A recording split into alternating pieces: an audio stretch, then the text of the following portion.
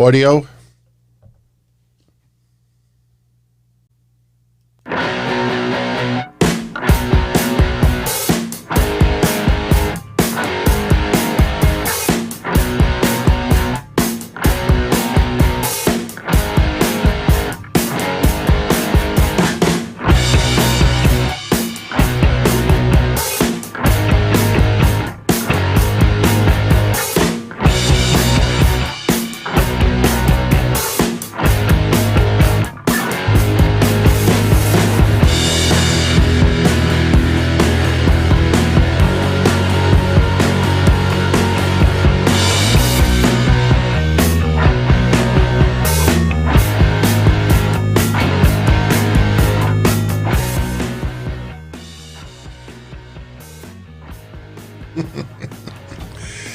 I don't give a shit anymore. I don't care about Trump. I don't care about Biden. I don't care about anything but my family, my friends, all of you. What's up, everybody? Thursday night. I'm not used to this. I'm not used to having no notes in front of me. I have all of you right square in my face right now. Right in my face. I can taste you. That's how close you are. I can smell you. That's a little more appropriate. Anyway, it is Thursday night, and we kind of did something like this last Thursday, but it had a New Year's Eve theme to it. This week, it is more of a Ask Me Anything live chat. Whatever is on your mind. Could be wrestling, could be sports, could be news, could be politics, could be movies, could be cheese. I don't care. Whatever is on your mind. And that is the awesome thing about doing this for all of you live.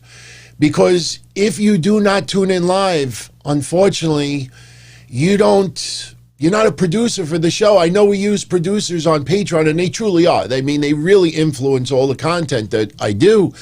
But Thursdays, is really interactive. I'm sitting here. I want to, by the way, shout out Papo Jr. Thank you very much for that. Thank you.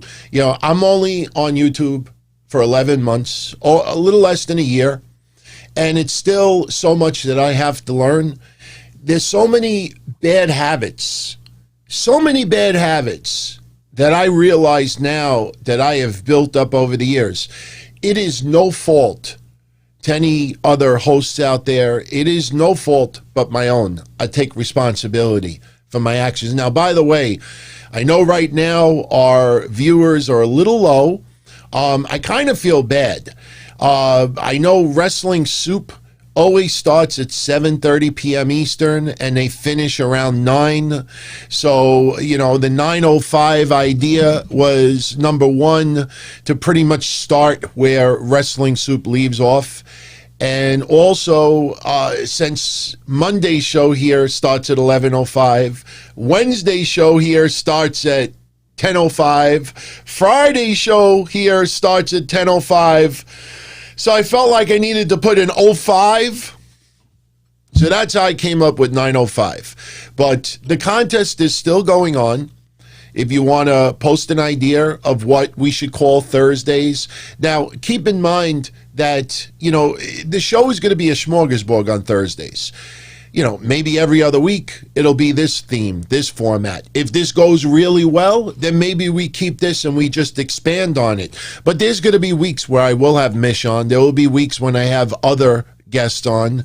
I'm telling you, within the first quarter of 2020, for any of you out there that have webcams, any of you out there that has connection capability with audio, but even if your video, there is none.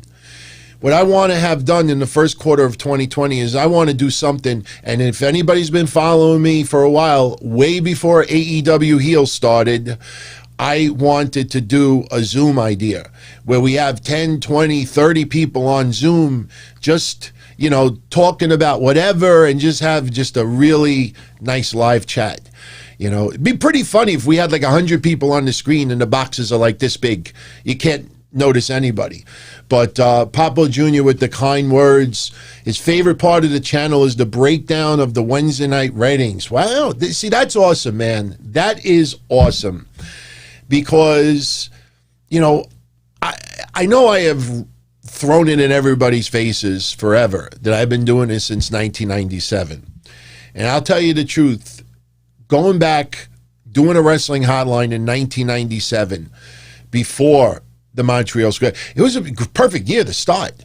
Before the Montreal Screwjob, you know, right in ECW, finally getting on pay-per-view.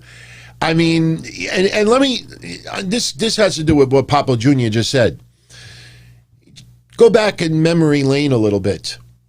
And Steve Joseph, I will shout you out in a minute, but no, I won't burn myself out. When you're having fun and when you have control of everything and you get into this repetitive habit, you know, this is awesome. Seriously. I mean, a lot of you know I take drive-by dumps. I usually take drive-by dumps. But once in a while, I go to the bathroom, I sit on the bowl for 30 minutes, I play a little bit of games, I text, I email, I look at things on my phone, even though I'm just sitting there and nothing is coming out, I just hang out for 30 minutes. And I'm saying to myself, if I could take a 30-minute dump, if I could go sit on my couch and kind of like doze off for an hour with a power nap, if I go play Uno, if I do this, I do that, you mean to tell me I can't bunch that together for an hour, 2 hours, and just hang out with all of you? I mean, that's not burning out. This is fun. I freaking love this. And I love the fact that you all tune in. And trust me when I tell you, you know, my goal is to really work hard to get a lot of the shows shorter, because it would be so unfair for me to ask all of you out there to tune in to 12 hours of Don Tony a week. There are so many other shows out there that I know you all enjoy, so I want to spread it out. So I'd rather do more shows, but shorter shows. And believe me when I tell you, I don't go back and watch myself or listen to myself and say, hey, I could listen to me for 20 hours a day.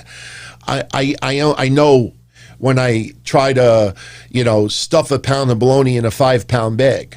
You know, it'd be better if I stuff a 1-pound bologna in a 1-pound bag. You know, I sometimes ramble a little too much, but getting back to what Papo Jr. was talking about, you know, I was always a gigantic ECW fan. And in 1997, when people were, you know, I was guests on other people's hotlines, more and more people were like, why don't you do your own? Why don't you do your own? Why don't you do your own? Me, I wasn't doing much anything else because I had my car accident in 1996. I didn't have connections. I didn't have sources. So I said, hey, you know what? I'll give it a shot. If people don't want to tune in, they don't have to tune in. So I got my own phone number. I think the number, wasn't it 707? Don't call this number. 718-303-4444. That was my hotline number. And I bought the number, and all it really was like a 30-minute answering machine. You know, that's really all it was. You know, you have an answering machine. Leave I can't come to the phone right now. Leave a message, and I'll get back to you as soon as I can. Thank you. And beep. These were 30-minute greetings. So instead of saying leave a message after the beep, I would talk about wrestling instead. And within a year, it became the biggest free wrestling hotline as far as listeners in the United States. Within a year. I don't understand. I honestly, to this day, have no idea why it worked. I know when I first started, I wanted to talk to everybody as if we were all friends, just hanging out, whether we're having beers, apple martinis, chocolate milk, Gerolsteiner club soda, just talk about whatever. And it clicked. And that's the thing that always was my core. Be honest with everyone. You know, have the balls to say how you feel, even if it's an unpopular opinion. Some people may not be able to handle it. Some people may not like it. But I think in the end of the day, people will respect it. And that's always stuck with me to now. But when I started the hotline, this was right at the time ECW went to pay-per-view. because I was trying to get the word out for ECW just like everyone else. And for anybody that was an ECW fan back in 1997, you will remember an ECW hotline called Strictly ECW. Wasn't the guy's name Uriel? Was that him? Uriel and Strictly ECW. And I loved him putting over ECW like that. And I did it. And go figure, in the year 2000, just doing a wrestling hotline, I get a message on my hotline, the voicemail. And it's from a gentleman in ECW. I'll keep his name private because some people out there may want to curse him out for giving me the opportunity. He's like, hey, man, we would love you to push ECW tickets on your hotline. And little by little became friendly with him, became friendly. The number one guy who I think that I can say publicly is Sign Guy Dudley, Lou D'Angeli. That man was freaking awesome. And he just was so cool. And that's how it all began. But doing the hotlines back then, by the way, shout out to everybody who's live, you know, Guardian of Chaos, Space Mountain Woo. Oh, Space Mountain Woo. Don't go anywhere. But, you know, doing a wrestling hotline, and when I started it, we could be honest here. I'm always honest, but we could be a little bit more deeply honest. I started my wrestling hotline in 1997 because I was a huge wrestling fan. I was a huge ECW fan, and I was in fucking depression. I had my car accident. You know, as much as I always joked about Joey 924 over the years, you know, I was the 300-pound version of Joey 924. Just I was 6'2", 6'3", and he was 4'2", you know. But I was very depressed. I mean, my whole life just felt like it got fucked because of a car accident. So this was kind of my escape. But you know, I started it right as ECW went to pay-per-view when they invaded the Hammerstein Ballroom for Monday Night Raw. Then you had the Montreal Screwjob. Then you have 1998, 1999. And the one thing that I loved doing on the hotline was doing the ratings. Raw, Nitro, quarter hour, this, that, blah, blah, blah, blah. Following this, oh, and Mick Foley won the title. And Tony Schiavone, that'll put asses in the seats. I mean, you cover that in real time, it's beautiful. And that's something that I truly missed over these years, was kind of the wars, but also the ratings. You see these people online with this demo bullshit, all right? Like I said, the only people that should be focusing on demos are the executives, the advertisers, the cable networks involved with WWE, Impact Wrestling, and AEW. Not your typical Tom, Dick, or Harry, simply because they are a huge AEW fan, and because the ratings suck, I'll focus on the demo instead. Hey, everybody, you know I was 260 pounds a couple of months ago, and yeah, I'm now 280, but my waist is still 36. You know, in fact, look, I can fit into a 34, but you look and it's like, that's what my waist would look. You know, you want to spin it a certain way. What do you get out of that?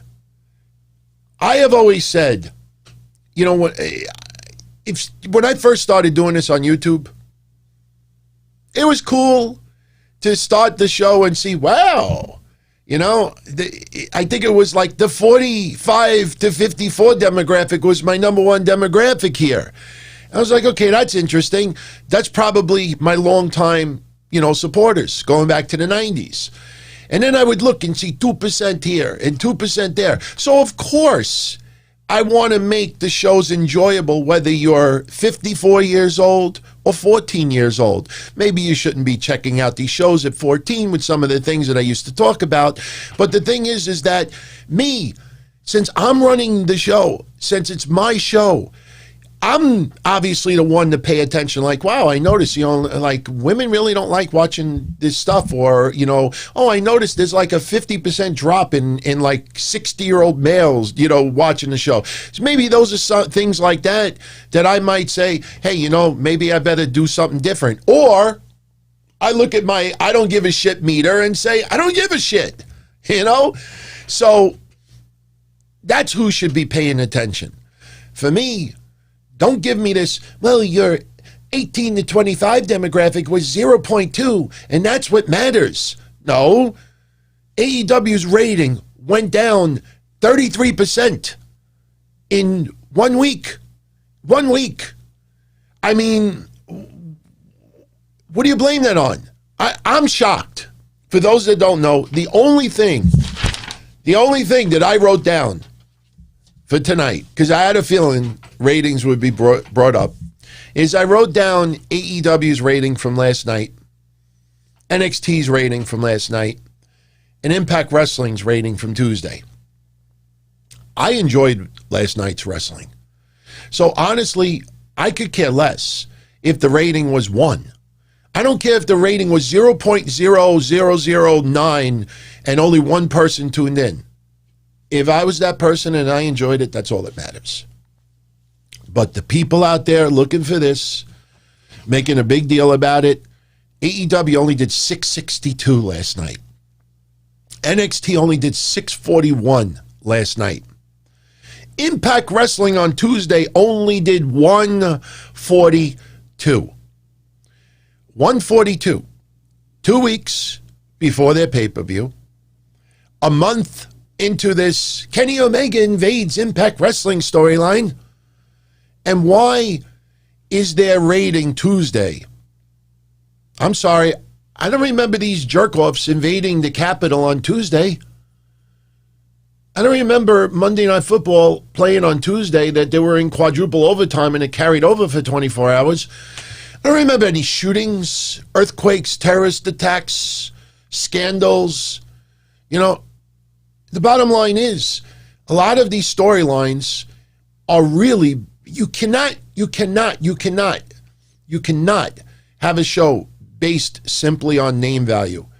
And I've been saying this for the last 5 weeks. I am a huge AEW fan, and I want to see it succeed. But if you pay attention to these goofs out there that just want to be followed by AEW stars and not, look at the overall picture.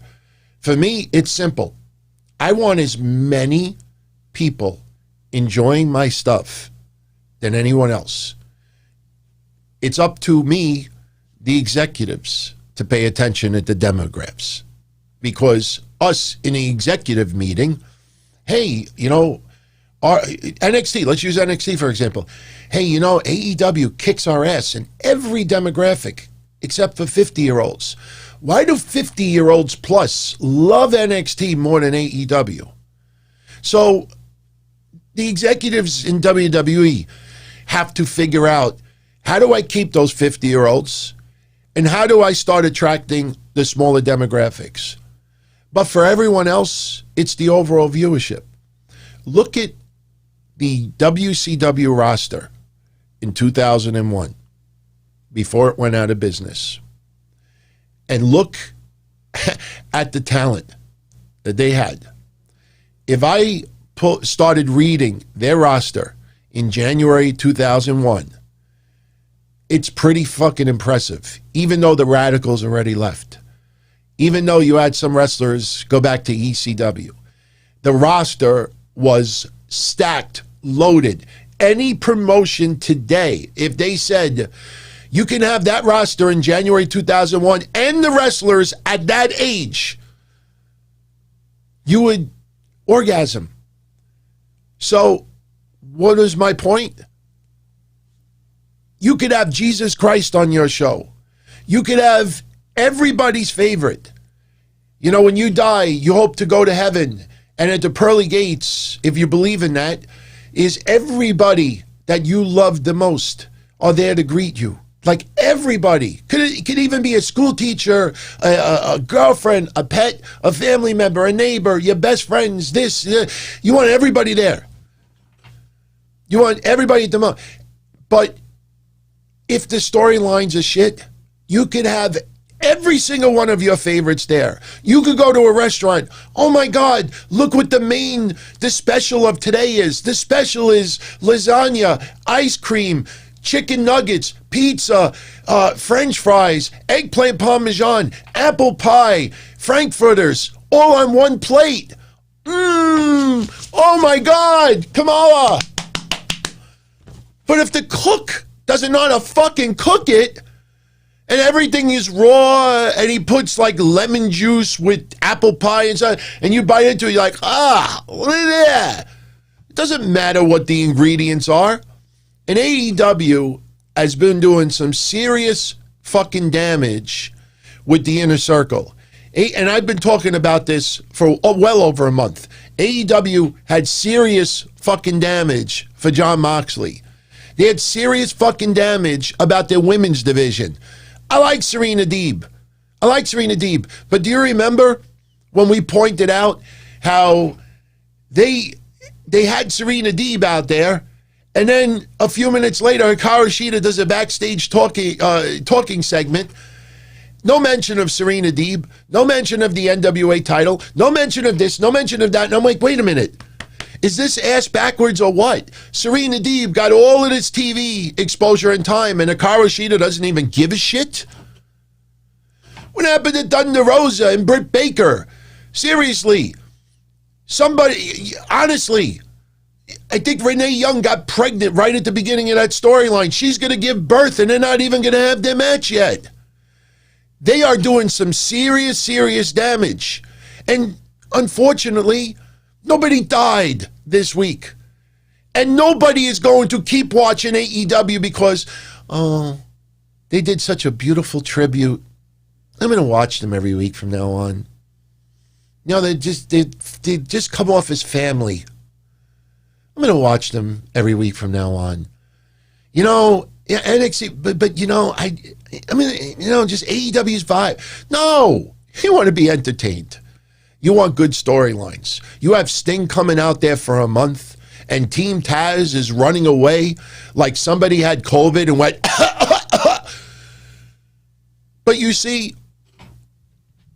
without mentioning names, a lot of these podcasters and bloggers and writers that are so huge for AEW don't have the balls to look at the problems because they don't want to trigger anybody in AEW. They don't want to trigger any little bit of scoops that they could get, likes, follows, interviews. They'd rather just focus on something else and ignore the obvious. The Inner Circle, like I said Wednesday, was pulling the biggest ratings last year. That's why Chris Jericho called himself the Demo God. For the last 6 weeks, the Inner Circle's ratings have been rather shitty. And at the same time, you see the change in the storyline. We're together as a family. 2 weeks later, we're going to break up if this doesn't get better. 2 weeks later, we're a cohesive unit. 2 weeks later, Hager and Wardlow, oh no, they need to get it out of their system. I mean, it's all over the fucking place. You have great wrestlers. This is like great actors and great actresses at points, not all of it, but at points in a bad fucking movie. Chat room, what was that movie that came out many years ago? Was it Ben Affleck and Jennifer Lopez? What, Jiri or something like that? I never saw the movie. I don't follow either one of them. But what movie was that? I probably even got both of the actors wrong and the movie wrong. But I guarantee you, just based on that little clue that I just said, people, Giggly, was that it? Giggly? Who was in Giggly? Was it really Ben Affleck and Jennifer Lopez? If it's Ben Affleck and Jennifer Lopez, that should show you how bad that movie was. I've never seen it. Never took out the Joe rag just to see like a little like love scene or anything. Zeely. So you see that, Space Mountain Woo? And Space Mountain Woo, don't go anywhere. Space Mountain Woo, he just said that. I've never watched that movie. I've never thought about that movie. But all I remember about it was how god-awful it was. And that showed you could have a great actress and a great actor. You put them in bad fucking writing. It still bombs. And that's what's happening in a lot of cases. Don't give me last night. I love this stuff. Oh, no, everybody was watching CNN, Fox News, MSN, blah, blah, blah, blah. All that shit happened hours and hours and hours earlier. I didn't watch any of it. I turned it on literally for 2 minutes. Saw what I saw. That's enough. That's enough. We'll talk about that. If you want me to talk about that, I'll give you my final thoughts about what happened yesterday in Washington. But you see these numbers? I enjoyed last night.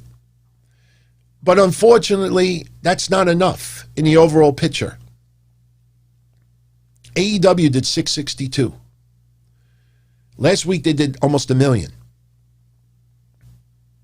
No more holiday to blame it on. NXT actually went up a little bit. Impact Wrestling, do you know in 2020 their average rating was about 155,000 viewers? So this past Tuesday, they did lower than their 2020 average. Sorry, as much as people want to insist, look, like the ET movement, instead of, phone home, now it's phone Japan. Sorry, if the storyline sucks, people are going to say, oh, this is NWO 2003. You know, when Vince, remember? I'm going to put a cancer, the NWO. Oh, remember when he had NWO in the back of his chair? That was my favorite part of the whole storyline. When Vince was crying, they did like 5 segments that night. And then Vince, I'm going to inject a cancer. Yeah, NWO. That moment was my favorite part of the whole NWO and WWE. So I miss covering the ratings.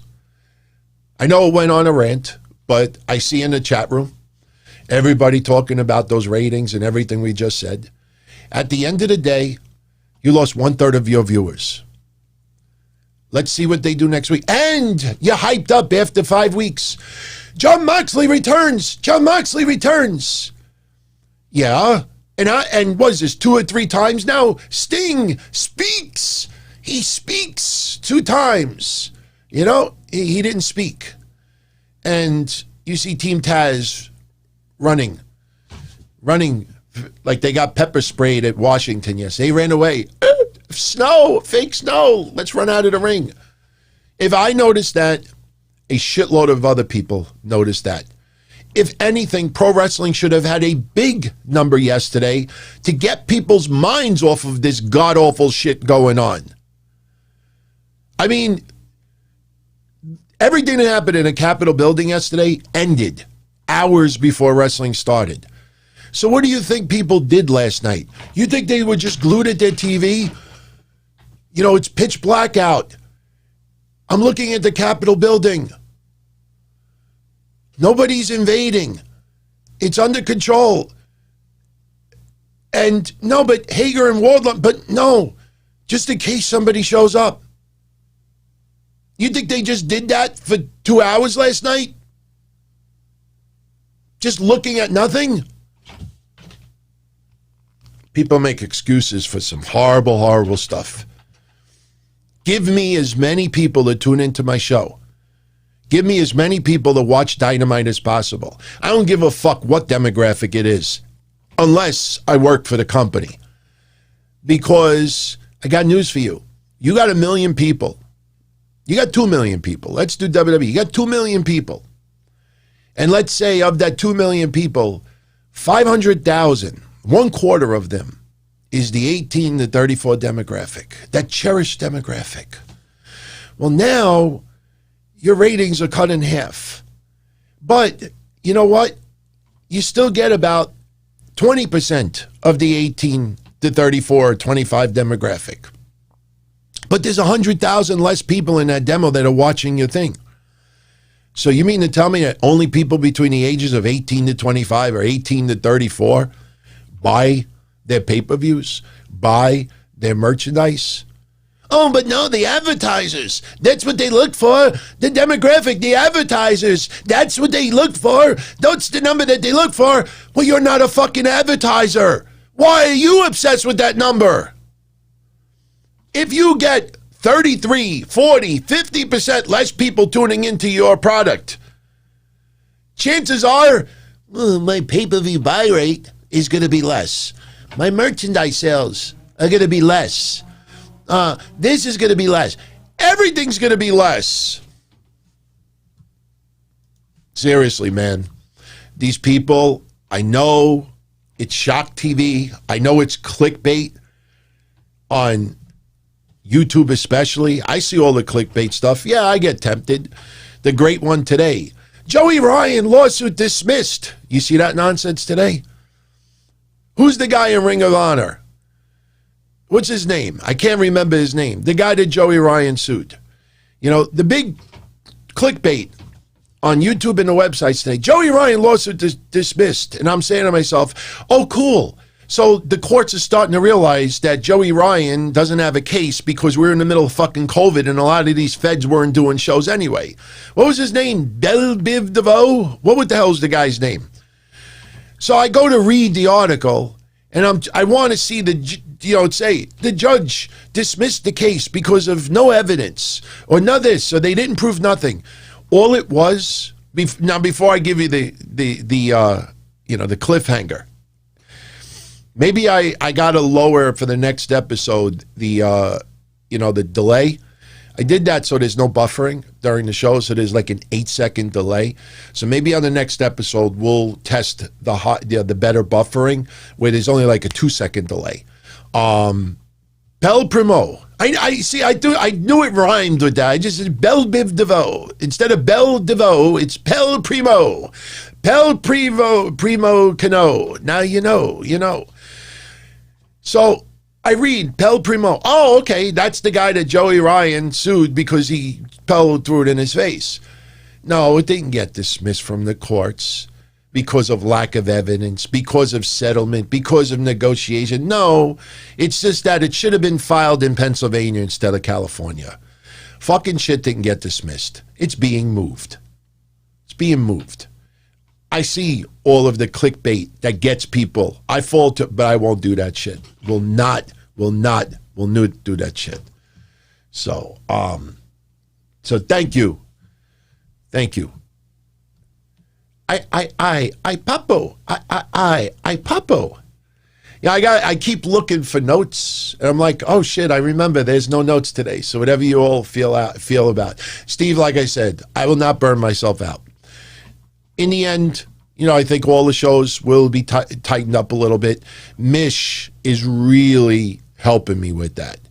And Mish is trying to convince me to like buy one of these little clock things. And when I want to go on a rant, hit the button and have it pre-programmed for like 90 seconds. And even if I'm in the middle of a great epic rant, when it goes beep, that's it. Almost like a debate. Like I got 2 minutes to say what I want to say, and it forces me to trim it down. But no, man, I'm having fun. I tell you the truth, I don't want all of you to be burned out. That's the truth. I don't want you all to be burned out. Norman Perez, the best Queen's pizza, in my honest opinion. Okay. I know this is a wild debate. I know the big debate is which pizza is better, New York or Chicago. I tried Chicago pizza 2 years ago for the first time. Mish sent me, I don't know, it's Angelino's. No, Angelino's is the restaurant that Jack Tripper worked at. This is a famous pizzeria in Chicago.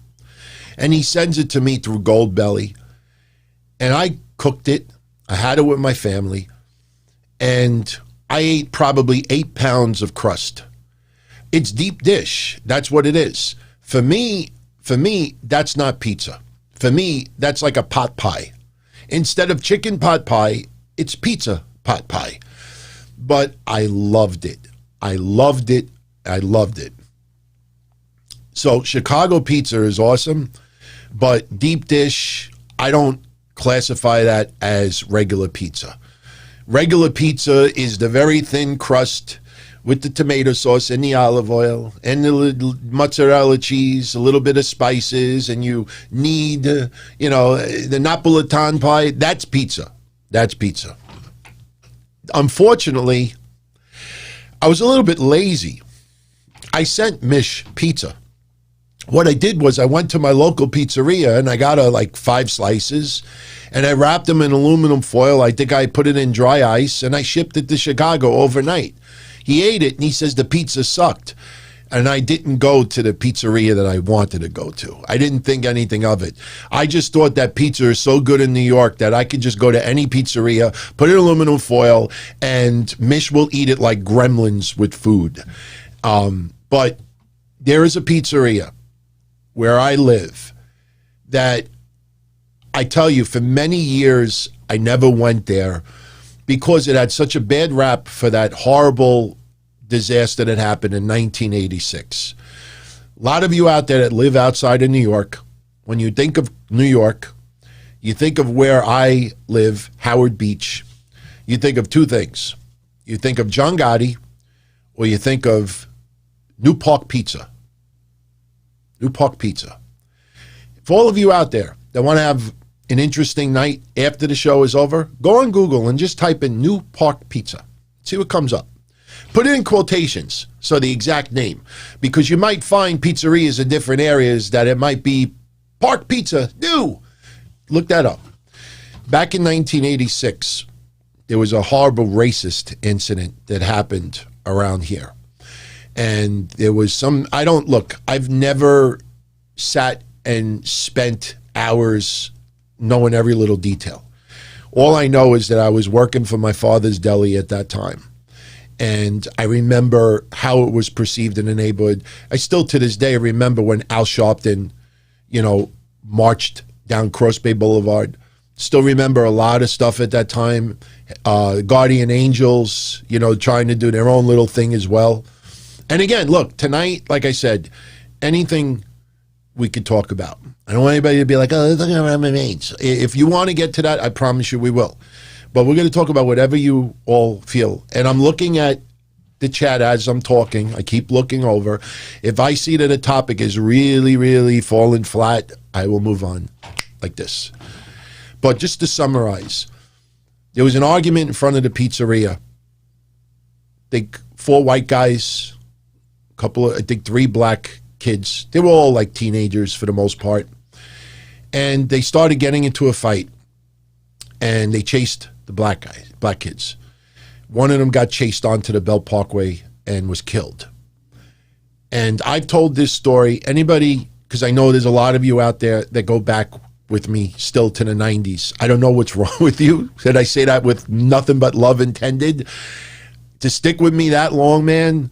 I don't even know if my parents have ever stuck with me for a 25-year period like that. I love it. I absolutely love it. It's humbling.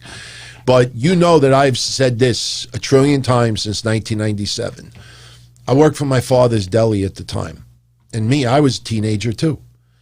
And long story short, while this trial was going on, one of the guys, the punks from Howard Beach, went into my father's store and ordered a hero sandwich. I know some of you know this story already. And I wasn't the one that helped him, but he ordered a hero sandwich. And whoever was behind the counter at the time, we used to use chalk, like this black. Anybody ever worked in a deli like 20 years ago? You used to use like this black chalk, and you would write like on the paper, even though technically it's not sanitary, you would write like the price on the paper, and then they would go to the cash register and pay for it.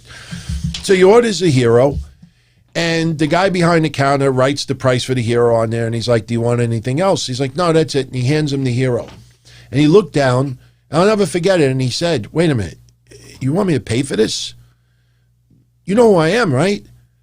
And my father walks over, and my father says to the kids, like, their problem? He's like, yeah. He's like, you know, you're going to make me pay for this? And my father says, you don't want to pay for it? And the guy thought he was getting it free. He thought he was a hero. That was the mentality of a lot of people in my neighborhood at that time. Now, I didn't live in Howard Beach at that time. I lived somewhere else. But I moved to Howard Beach in 1998, 1999.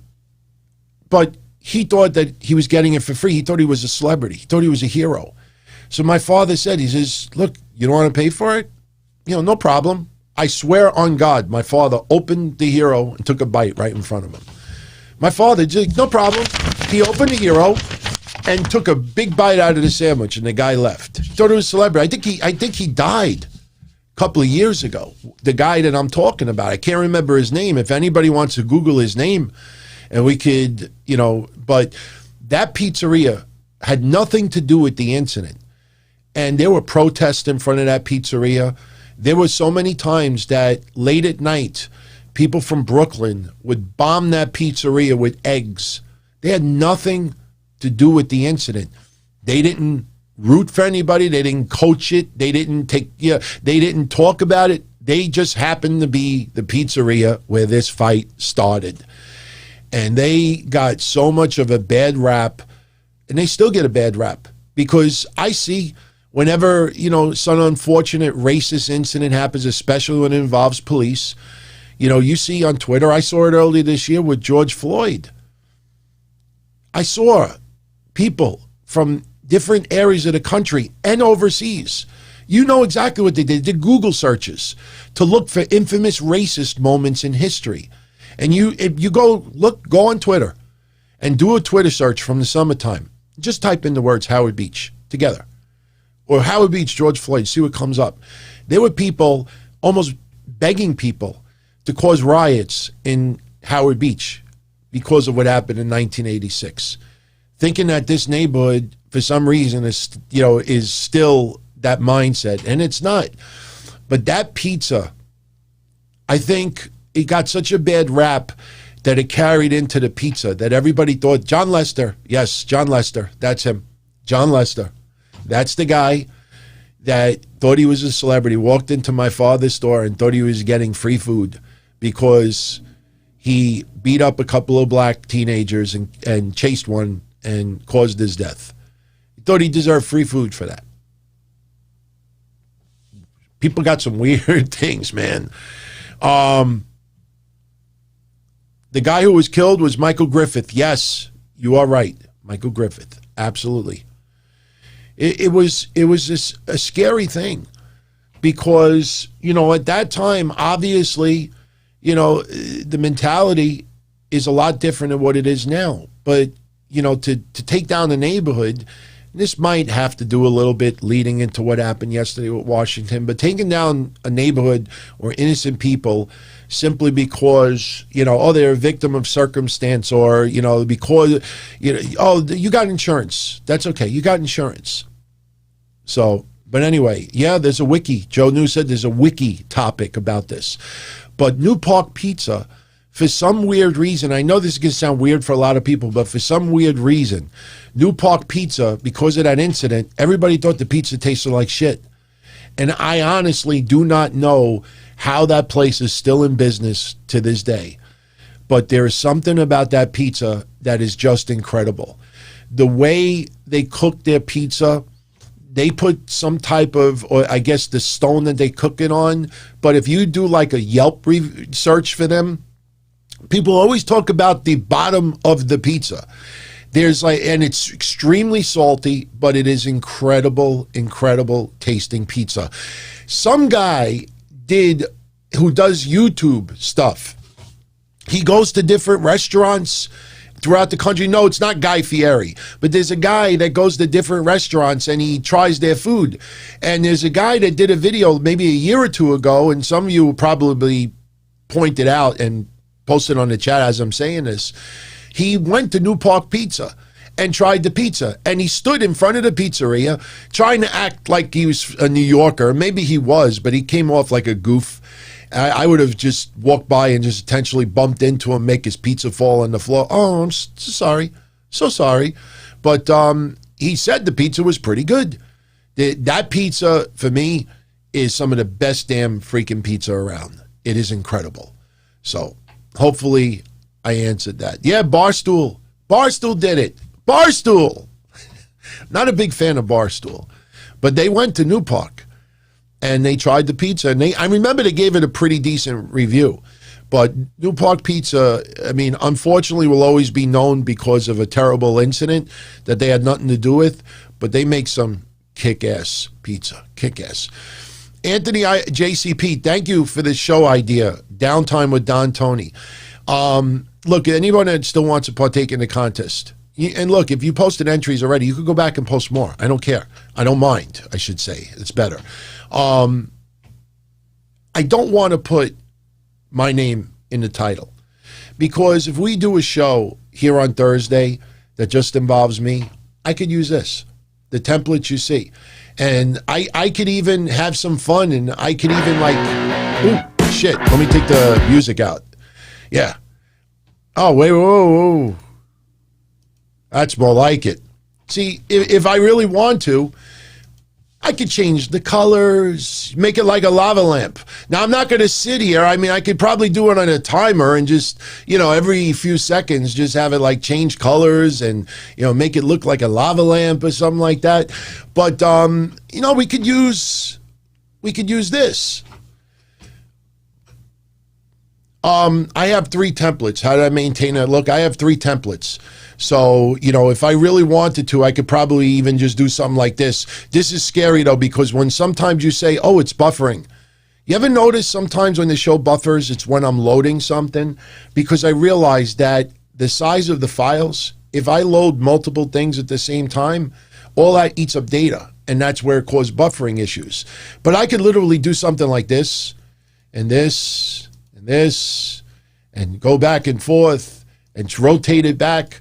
Like I said, make it almost like a lava lamp. That's more like it. But yeah, I was gonna change the colors, but I definitely want to come up with a name that doesn't have mine in it. This way, when I do have Mish on, I am going to be contacting Vince Russo to come on and have a really, really interesting episode.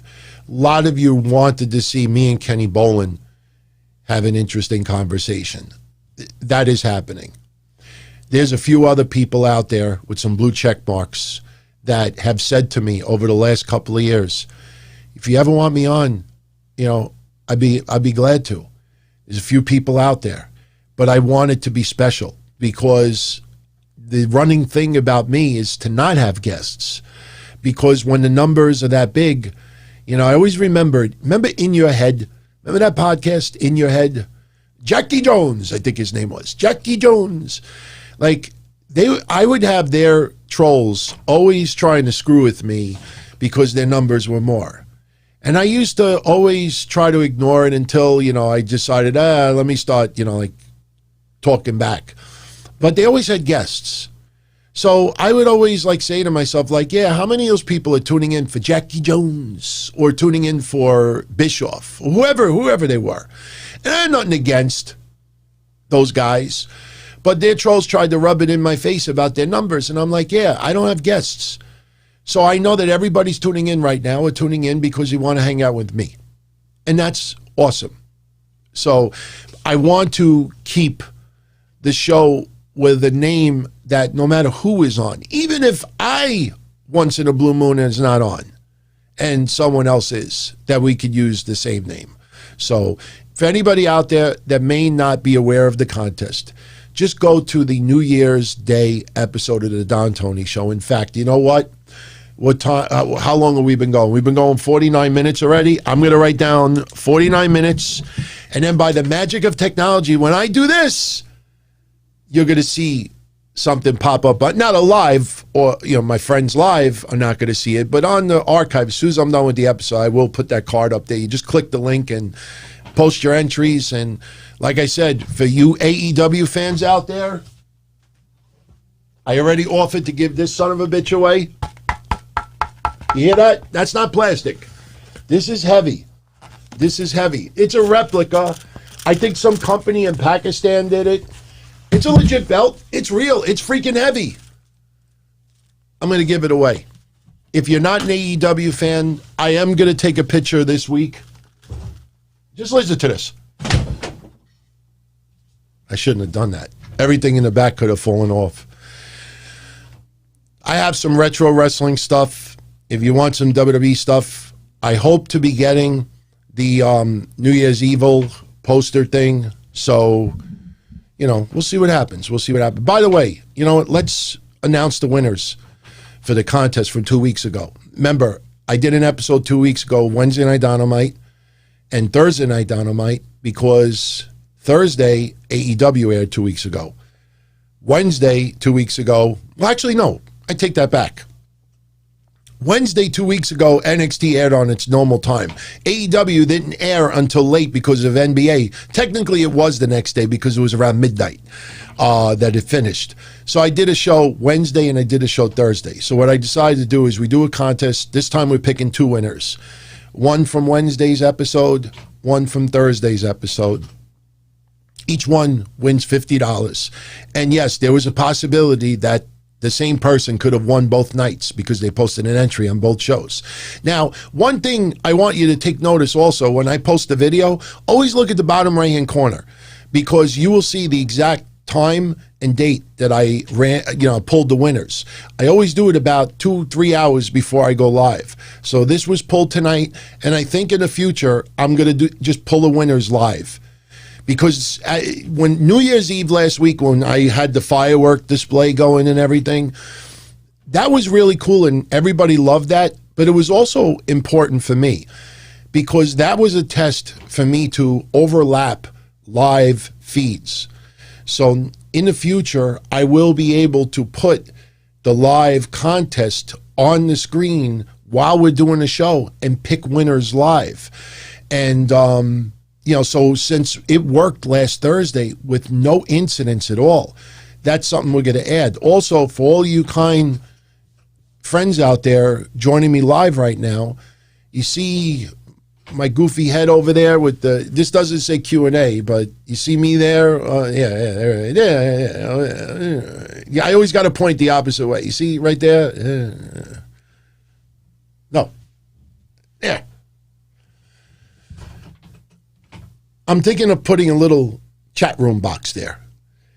This way, everybody who's chatting with me live, we can have the box pop up a little bit from time to time as well.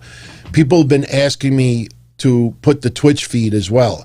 I think it'd be pretty hard to have two chats going at the same time with all the screens I have active right now, but I could probably put the Twitch chat box up there. So I'm going to toy around with it. We're going to mess around with a few things. But anyway, without further ado, here is the winner, the two winners from 2 weeks ago. Make sure you DM me your information. Remember, each prize is $50. You could have it in the form of PayPal or an Amazon e-gift card. Or if you want a money order, I could send you a money order as well. So I pulled these a couple of hours ago. Congratulations. Here are the winners for that contest.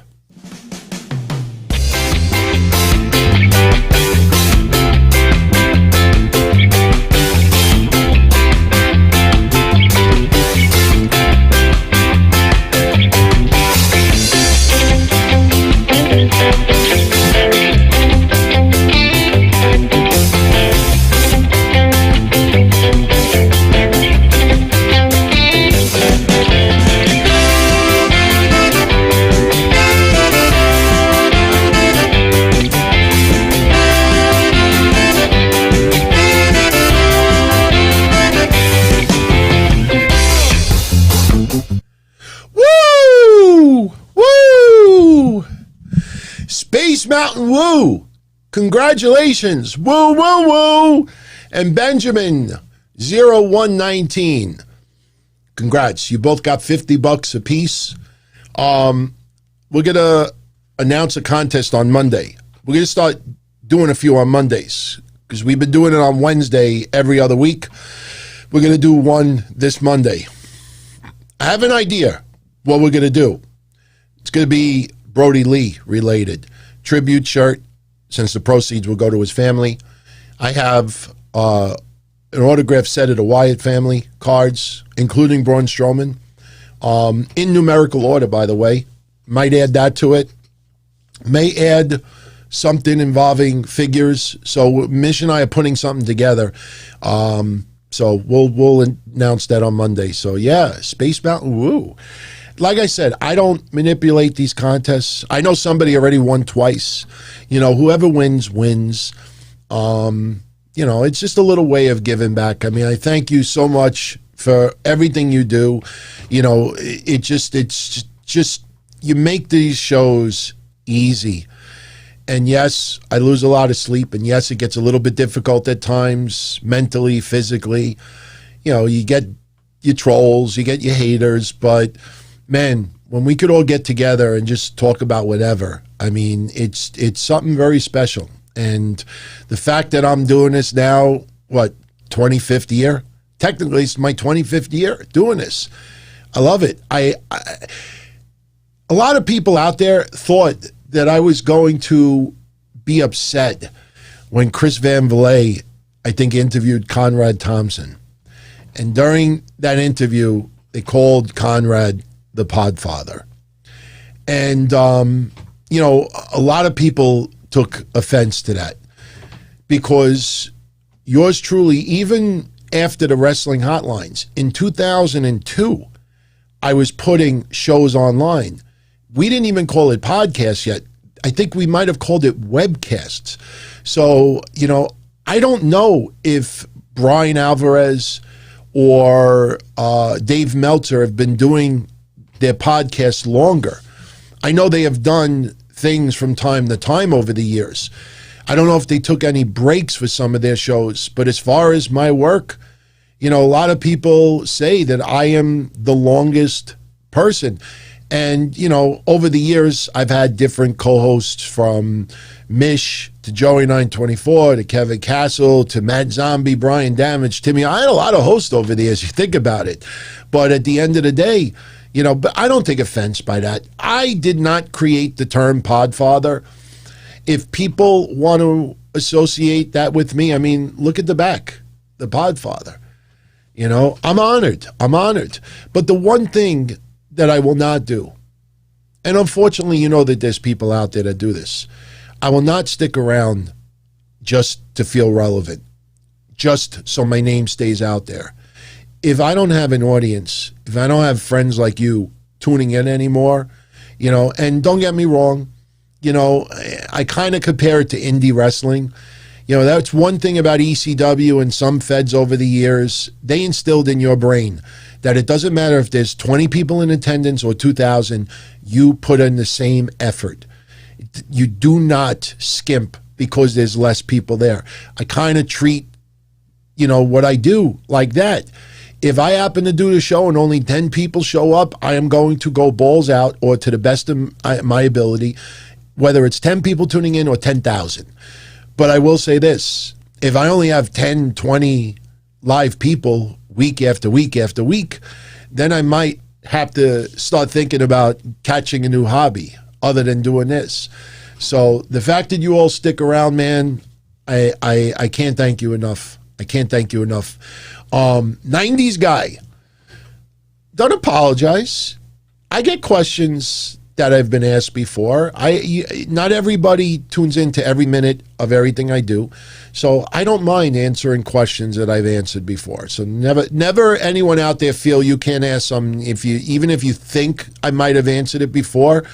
Do I watch Meltzer and Alvarez? What do I think about their bias?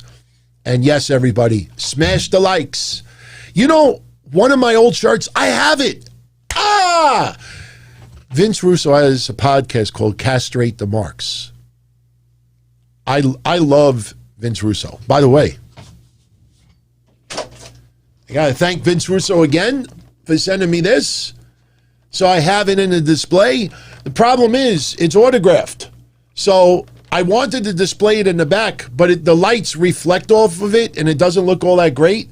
So I don't want to take it out of the box, but I love Vince Russo's work. I've loved it since the 90s, before, when he was Vic Venom. But I love Jeff Lane's work as well. And but I had a wrestling shirt in 2000 called Smash the Marks. Anybody remember it, with the big fist? It looked like the SmackDown fist, and its shirt came out before the SmackDown fist. The shirt came out before the SmackDown fist. I have it in my computer. Believe it or not, if someone, while I'm doing this, wants to do an advanced Twitter search and go on my Twitter feed, type my name in, @DonTonyD, and just type in the word smash, and you might actually find the photo. Unfortunately, with the YouTube chat room feed, I can't post the photo. But you know what? On Monday, I will post a picture of our shirt. It used to be a big fist in the middle, and it was called Smash the Marks. We were using that in 2000. So smash the likes. But my view of Bryan Alvarez and Dave Meltzer is this. I've been a fan of Dave Meltzer for 30 plus years. I'll never forget his kind gesture when Chris Candido passed. And I know it's a broken record for some people that know it already, but I don't think it ever should be outdated. When Chris Candido passed, we did a Chris Candido memorial show. I happen to be privileged to be a manager on the second annual Chris Candido memorial show. That is the show where I put the X-Lax boxes in the ring and got pelted with food. I have video of that. I got to put it online for everyone. I almost got my ass kicked that night from a fan with his son. And I'm sorry for those that know the story already. If a lot of you don't know this story, I'll be more than happy to tell it to you. And some people are like, oh, I bet you would. But here's my point. When Candido passed, we did the memorial show. I raised on my hotline over $3,000 that I gave for Tammy for a fund that she used the money the right way. But Dave Meltzer contacted me. We did a memorial shirt, and I've worn the Chris Candido memorial shirt on the shows that I do on YouTube. I'll wear it next week again so you could see it. But what I was doing was I was selling a Chris Candido memorial shirt, I think for $25, and every penny went to Tammy and Candido family. And Dave Meltzer, out of nowhere, I asked him if he could mention this on his website. He came back to me, he says, listen, what's your address? And I said, for what? He says, I'm going to send you 150 newsletters paying tribute to Chris Candido. And I gave him my address. Within 3 or 4 days, I get this giant box in the mail, and I gave the first 150 people that bought a shirt a Dave Meltzer newsletter. I didn't ask him to do that. He did it. And I'll never, ever forget that kind gesture that he did. So even before that, I was a fan of his work. I still subscribe to his newsletter now. And I subscribe to Vince Russo. So go figure. I'm one of those weird people out there that subscribes to both. It's usually you either pro Meltzer or pro Vince Russo. I'm pro both. But anyway, what do I think about them? Number one, they work their ass off. Yes, this is their job for the most part. They do other things as well, but they work their ass off. But I look at it like this.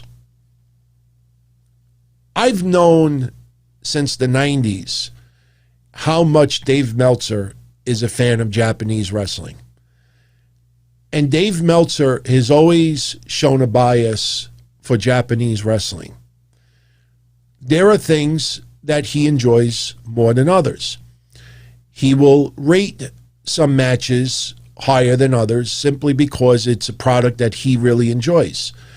And the thing about Dave Meltzer, and I've said this many times over the years, just to summarize it, is that nobody forces anyone out there to pay attention to Dave Meltzer. Dave Meltzer does his newsletter, does his podcast, posts his news reporter. If you don't like his stuff, nobody forces you to pay attention to it. he does not hide his appreciation and leaning towards AEW. He does not hide it. He doesn't clickbait anybody into anything. So if you wholeheartedly disagree with the fact that Dave Meltzer is so pro AEW and they can't do anything wrong, if that really bothers you to the point that you're not a fan, ignore him. Before Bruce Mitchell put his foot in his mouth, I might have mentioned Bruce Mitchell maybe 3 times on my shows in 25 years. If anybody on that side, I would bring up Wade Keller. When was the last time anybody out there really paid attention to Bruce Mitchell?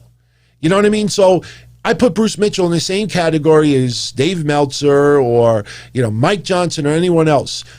If they're not appealing to you, then don't pay attention to them. What amazes me, and I figured it out already, what amazes me is that people can't get Dave Meltzer's name out of their mouth, but yet they don't like him, they despise him, they can't stand him, but they can't stop talking about them. And you realize that it's just like, it's great. I think, who wrote it? Oh my God, I'm drawing a blank. One of my friends that lives in the UK, and he's probably live, and he happened to speak up so I could give you the credit for it.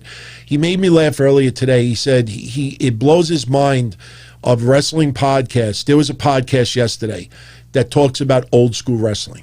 Their podcast is about old school wrestling. And they advertise it that way. That's what they do.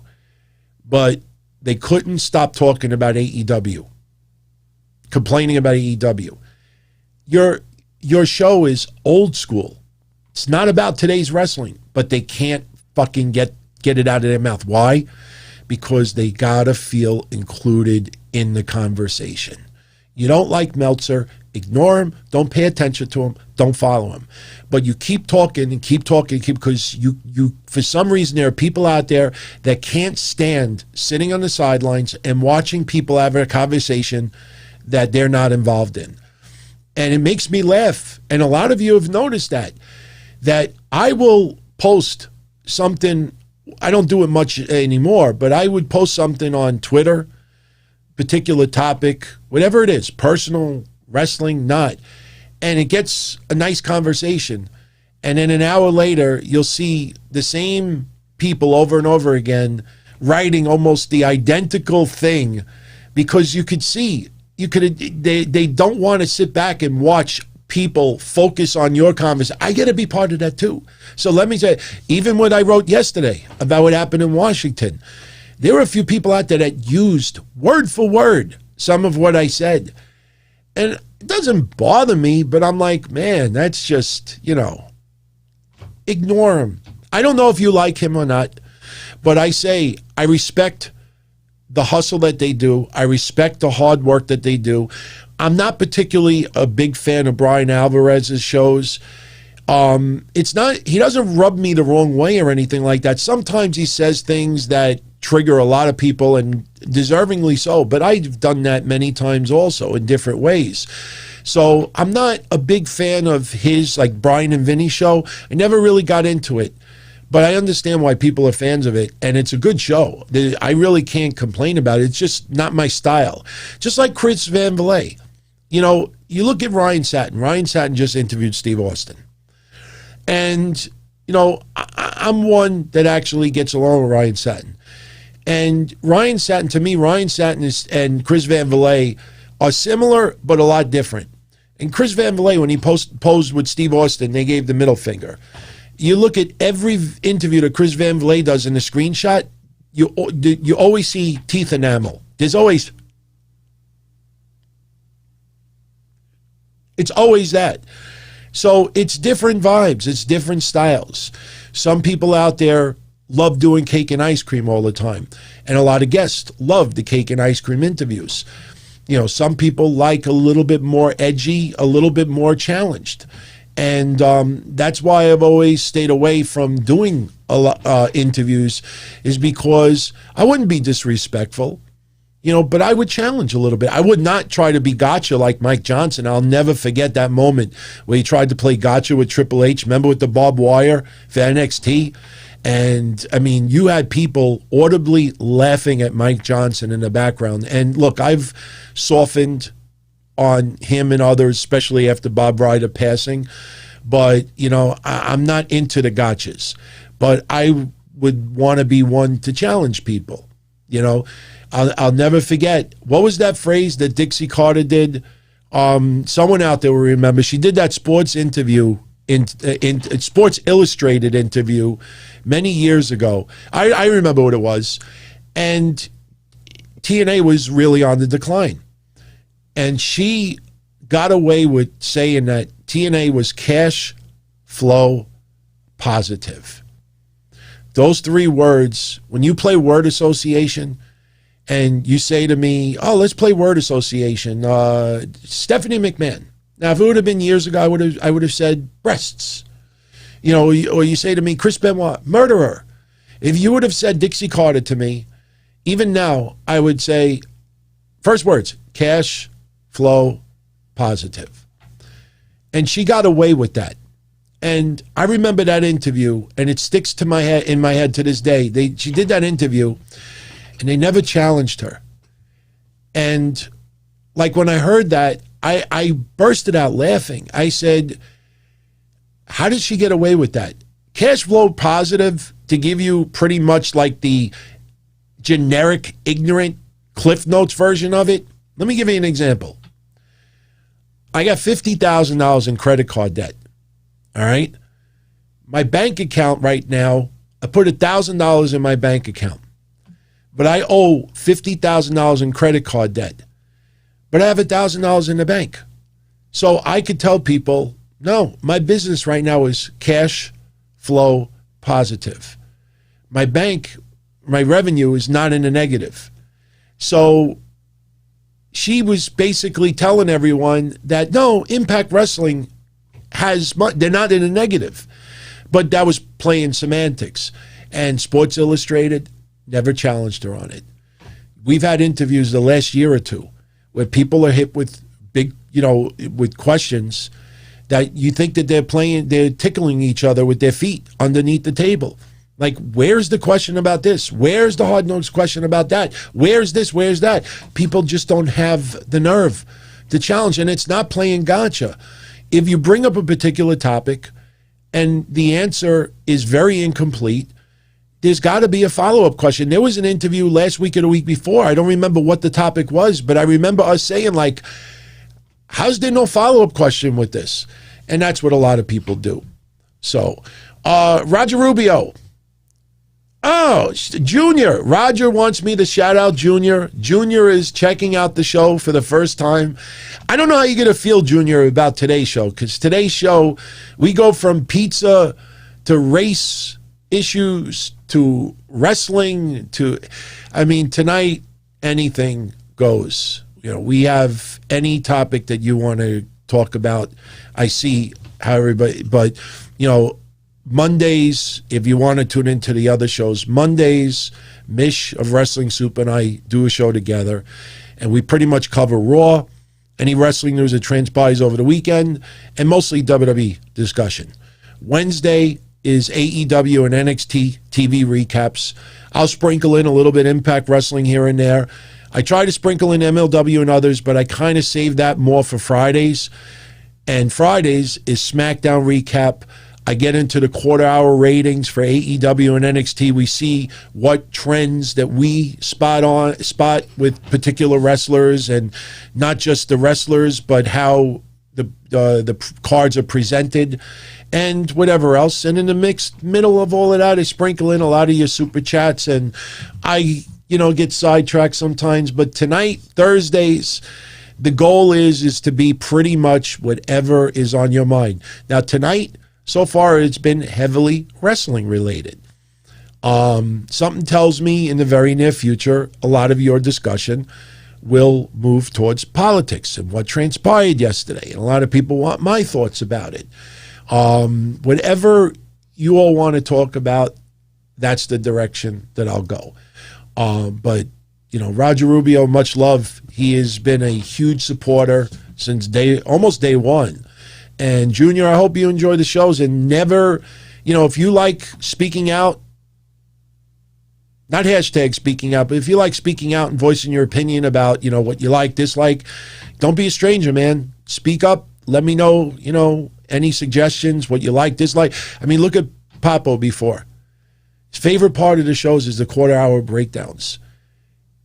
It's not the super chat just that makes me smile, but that brings me back to the 90s because I used to love going on the shows. Raw, hour number 1, 3.8. Hour number 2, 3.9 for a composite of 3.8.5. The overrun was 4.3. Nitro.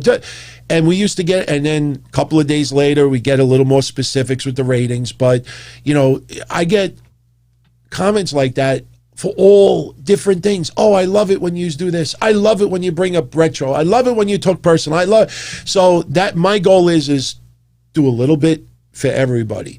It's just finding the right formula and organize it the right way. So, and much love, Cassette Classics, another person. I want you to win one of these contests. I don't want to finagle a contest and, now what'll happen. The next contest, I'll randomly select it. It'll pick Cassette Classics and somebody will be like, he fucking he finagled that contest. But Cassette Classics goes back with me to the 90s. That's something special, man. That's why, I try not to put preference over people, but he talks about me being an OG. That guy's an OG. So I absolutely love it. Dayak, got my family in Scotland. Lexi. Seriously, do you know, because obviously we're in COVID, and obviously the entertainment industry has taken a major hit in money. That's why they're getting a little bit more preferential treatment you've seen on the news lately. Do you know I went back to the movie company that I used to get props for, because one time I had to get barbed wire for Louis Ramos for something that he did. And he uses real barbed wire, but we wanted to rig a couple of props, and we really didn't want to waste real barbed wire on props because it's expensive. So I used to use this movie company, and I get things that look real and, special effects stuff. So I went on their website over the weekend to find mugs. Like in the movies, remember when John Moxley smashed the champagne bottle over Jericho's head? Remember when Moxley grabbed the first bottle too tight and it broke before he even smashed him with? I think that was the spot. Those are sugar bottles. And some sugar bottles you could fill with liquid as long as the liquid is room temperature. So when I joked last week that if I ever see Nikki Cross in an autograph signing, I'm going to have her sign a mug and then I'm going to break it on the floor. And I probably would tell her beforehand. I'd be like, hey, I want to do this as a joke. And could you imagine that? Me now approaching my 50s, going to the big event autograph signing, and Nikki Cross is there signing autographs, and I go up to her and say, Nikki, I do this show online. I heard. Anyway, that segment that time with Alexa Bliss breaking your mug. Can you do me a favor? Is it all right if I have so-and-so, if I have Mish, my friend Mish, just film you autographing my mug, and then I'll just shatter it on the floor? And I could just picture her saying okay, what is wrong with this guy? But it would be much funnier, obviously. But what I was going to do, I had this weird idea that over the weekend that I'll buy a bunch of mugs. I'll get different coffee mugs, and I'll fill it with a little bit of room temperature coffee. We'll do the show, and then at the end of the show, I'll sign Nikki's name on each mug, and then at the end of every show, I will break the mug on the floor, or I will just bash myself in the head with it. It doesn't hurt because it's sugar. But they want to charge $30 a mug.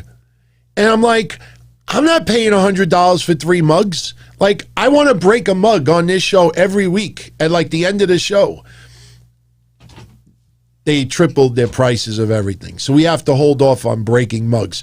I could break a real mug, but, you know, I don't want to accidentally like split my head open, and I don't need shards of mug to be like, you ever drop a glass, a drinking glass on your floor? Oh man, I wish I could show you. I'm not going to show you. But 2 days ago, I dropped one of drinking glass on my floor in the kitchen. I freaking swept that shit up. I vacuumed it. I cleaned that shit up. And do you know, last night I got up to get a drink of water and I stepped on a piece of glass. Cut the bottom of my foot. I'm not going to show it to you, but that ever happened to you? You drop a glass and you vacuum, you sweep, you go over everything 3 times, and then for some reason, you know, you walk the next day and there's this one big giant piece of glass that somehow hid. It's like it hid from you. I don't want to break a real mug. And then one day I come in here, you know, oh, I forgot to shut the light off and don't have shoes or socks on him. Oh, I know, Soulfly, you never get it all. I tell you, you have no idea. Because I was nervous, because sometimes the bird inside, because his wings are clipped, sometimes he falls to the floor. And, you know, the infamous story when I had my car accident, for those that don't know, that's why the bird thinks I'm its mother or father. When I used to live with my parents, I had my car accident in 1996. The bird was about 2 years old. You all saw that picture last week of me with the bird from 25 years ago, Freddie. My face looks like Dexter Loomis. If you look at the eyes and the mustache, it looks exactly like Dexter Loomis. Even the eyebrows look like Dexter Loomis. I don't know if I have that picture handy, but I don't think I do. But maybe I do. I don't think I do, though. But anyway, while I'm telling you the story, so for about 9 months, I was wheelchair bound. Couldn't go anywhere. And I was in bed, and one day, I was probably home from the hospital maybe 2 weeks, 3 weeks. And yeah, I don't have it handy, unfortunately. So next week I'll have it queued up for you. But so I'm home from the hospital for about 2 weeks, and the bird is in my dining room area, which was 2 rooms away. And me, I was bedridden. I was stuck in bed. So the bird would whistle and he would call out my name. He still does it to this day. I have some video of it, and he'll go, Anthony. And I would be in the other room and I would call him out. I'd just call out his name. I would whistle. He'd whistle back and this and that. So one day I was home, and I don't remember what video game system I was playing. I think I was playing like Sega Saturn. I don't think Xbox was around yet. Xbox was a couple of years later. Might have been PlayStation. I was playing, and I got really, really tired from playing. So I turned the game off, and I closed my eyes, fall asleep for a little while. I still had staples in my hip, you know, stitches and all that. So all of a sudden, I start getting this sharp pain on my left leg. My left side never got injured in the car accident, only my right side did. I started getting this really burning, biting pain, and I yelled out the top of my lungs for my mom. And I was like, oh my God, this really bad pain. And my mother races into the room, and I don't know what the hell's going on. And she looks down and she puts this big smile on her face. And I said, what? And she's like, it's Freddie. And I'm like, are you kidding me? The bird climbed down the cage, walked 2 rooms, and tried to climb into my bed. Swear on my mother, I will never do another show ever again if I'm lying. So, you know, I have a big bond with this bird. Even though I had to put him to sleep a little bit earlier today because we started the show at 9. I usually have him go to sleep like 9:30, 10 o'clock. And, you know, that this way he doesn't get up too early. Now I'm fearing, because tomorrow morning, 6 o'clock in the morning, you start hearing the bell. That's his way of saying, all right, Anthony. DX Extreme, no, not taking calls yet. Mish and I are working on the program. I have the phone number already done. And what we're going to do early on is Mish and I are going to take calls together. This way, one of us can handle the connecting of the calls, screening, things like that. We'll be doing that in the next couple of weeks. A lot of people have been asking about memberships here. And trust me, when we launch them, it's going to be next to nothing. But we're thinking of testing out calls on maybe one of those episodes. This way we keep it like tight-knit in a small group of people. What I don't want to have happen is the same shit that happened to us back in the Minority Report days. I love anybody that calls in that wants to talk about something. But you sometimes get people that call in just to call in. You get some people that call in and connect every single week, which is cool, but they really don't have anything to talk about. And you don't want to be rude. You don't want to disconnect on anyone, because I appreciate everybody. But I see the stories of what happens with Jason's show and other shows with some of the people that call in. And obviously you can never, control that perfectly, but you got to handle it like what ESPN does and everything. You let the person ask their question, and then you mute them, you answer their stuff, and you thank them for the call. Sometimes someone doesn't get a chance to retort. This is not a debate. So when we launch it, we want to launch it for it to stay. We don't want to launch it one time and then not do it again for a while. So, plus we also got to make sure that we, avoid trolls, because I still have that infamous night where Wrestling Soup, for the most part, their listeners invaded Joey 924's show, and every other person that called in, were trolling them. I feel bad, but I have the audio still to this day, and I laugh at it, Got my family in Scotland. Yes, Papo Jr. Not only did the Mets get Lindor, they also got Carlos Carrasco. Now, one of the things we've talked about on this channel is doing a baseball show. And I was going to launch it early in 2020. And even though the channel was new, the problem is with COVID, I never got into baseball as much as years past. And I realized that if I'm not feeling it with baseball, the last thing I want to do is launch a show and it be half-assed because you can't get into it because of all the COVID shit going on. So I didn't launch it. The problem with me launching a baseball podcast in 2021 is simple. And I've brought this up once on Patreon, and I think I brought it up on the Q&A, one of the previous Q&As here. I'm a New Yorker. I'm a Met fan. I also like the Yankees. My favorite baseball player of all time is Reggie Jackson. And do you know somebody got me an autographed Reggie Jackson Yankees jersey for Christmas? And although I love it, I have no place to hang it. And I told my fiance, I said, I think I'm going to put it on eBay. One of her relatives gave it to me. And she's like, I will break up with you if you sell that. She's like, I don't care if you put it in the closet and just forget about it. And I'm like, but it's PSA DNA. You're like, I'll get a nice, it's nice. It's inside. She won't even let me give it away for somebody here to enjoy it. But Reggie Jackson is my favorite player. I don't know if you saw those newspapers. I don't think I've had the chance yet to show you all, but I have a gigantic newspaper collection. When Reggie Jackson hit the 3 home runs in 1977, not only do I have the full Daily News newspaper the next day, but I have the midnight edition. They're worth about $1,000 a piece. I'm almost tempted, the bin's right here, I'm almost tempted to take it out now. The problem is, I don't know how many of you out there are Yankee fans or even Reggie fans. I don't want to, piss off 95% of people out there, but maybe next week I'll take it out of the bin. I'll be prepared to show you. But here's the problem with launching a baseball podcast in general.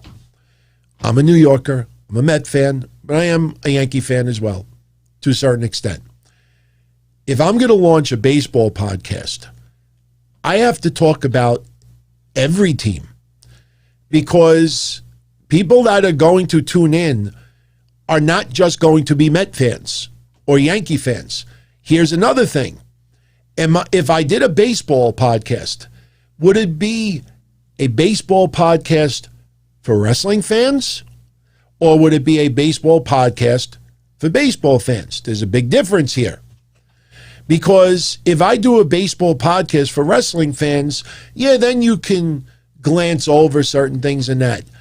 But if you think you're going to do a baseball podcast just to do a baseball podcast, if you live in New York, when somebody comes on and wants to talk about the Twins, I don't follow the Twins. But you're a fucking baseball podcast. You got to talk about Mookie Betts and the Los Angeles Dodgers. I don't really watch the Dodgers. I don't like the Dodgers. So that's the problem. You see, with wrestling, I got to talk WWE, AEW, Impact Wrestling, MLW, Ring of Honor, Indies, a little bit of Japanese wrestling mixed in, and that's it. 6, 7, that's fine. 30-something teams. Hey, I live in Miami, Florida. Let's talk about the Marlins. What do you think they're going to do in 2022? And you could only bullshit people so long. They have promise, but the last couple of years they really haven't done all that well. And the problem is that they really got to get on a momentum. Meanwhile, in the back of your mind, you're saying to yourself, I don't even know one player on the team. And that's the thing. You got to prepare for 30 teams or whatever the number is. You start having people in it, and you can't pull what I joked about yesterday, and I know some of you out there had some fun DMing me about it, but you can't have people asking you questions over and over again, whether it's on YouTube or Twitter or something else, because you launch a baseball podcast, and then all you do is, instead of answering their question, you just hey, what do you think about the Royals this year? Hey, do you think the Phillies pitching staff is strong enough? What do you think about Aaron Nola?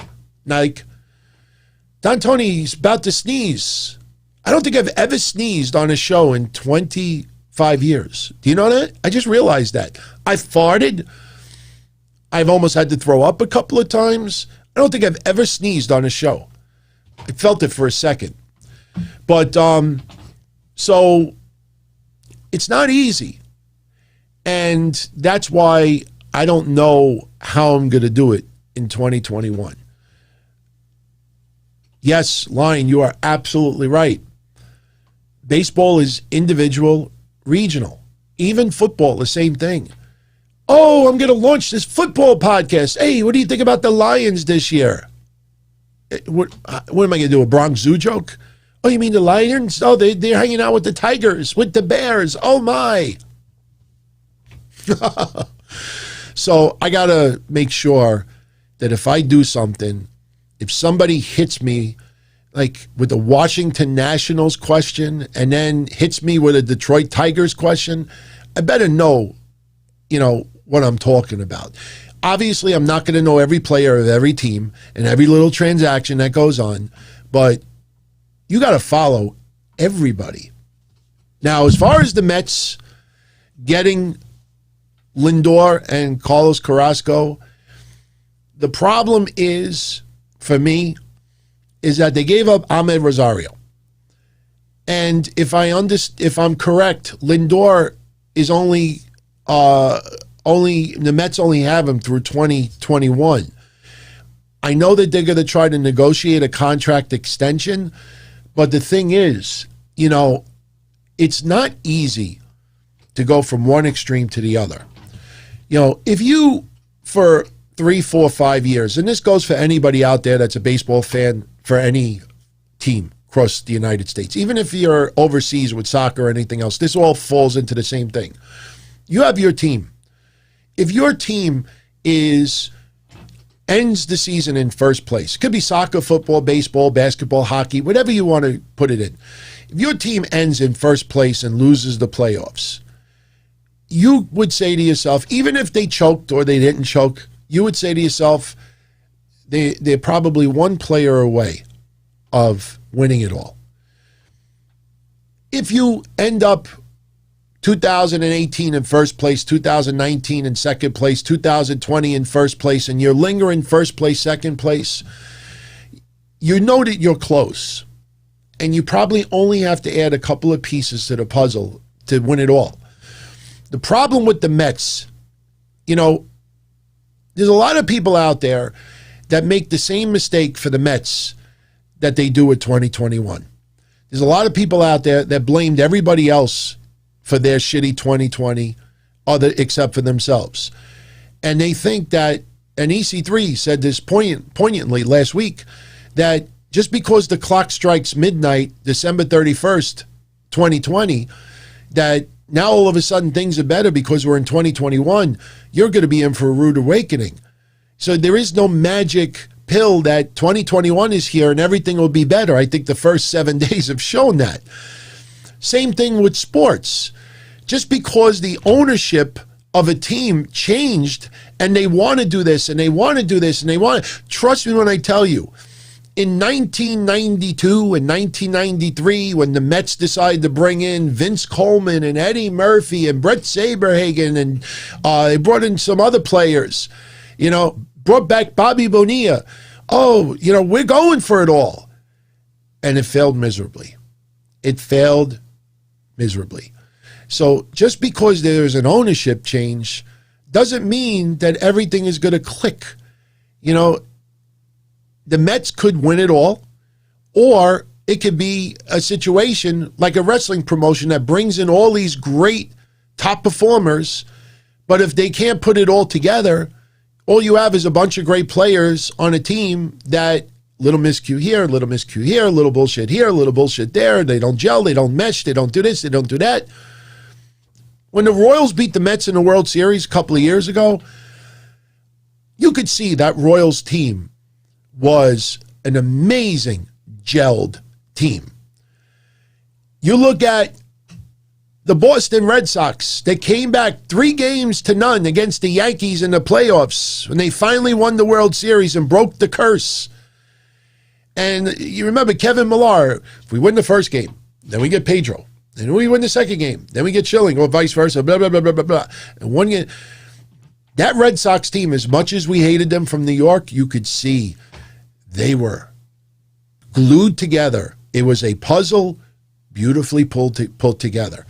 So the Mets, going from mediocre for many years now to suddenly, we're going to win it all, that's a big roll of the dice. Because if they don't win it all this year and then Lindor leaves, and then you realize, oh, well, we rented him and we had good ticket sales, but now what do we do? So, Carrasco, you got to remember, he battled leukemia, overcame it, was the comeback player of the year. See, I do my research a little bit. And I wasn't planning to even bring this up today. So you always got to be prepared. But Carrasco was the comeback player of the year. And I think he had like a 2.91 ERA and, had a decent year.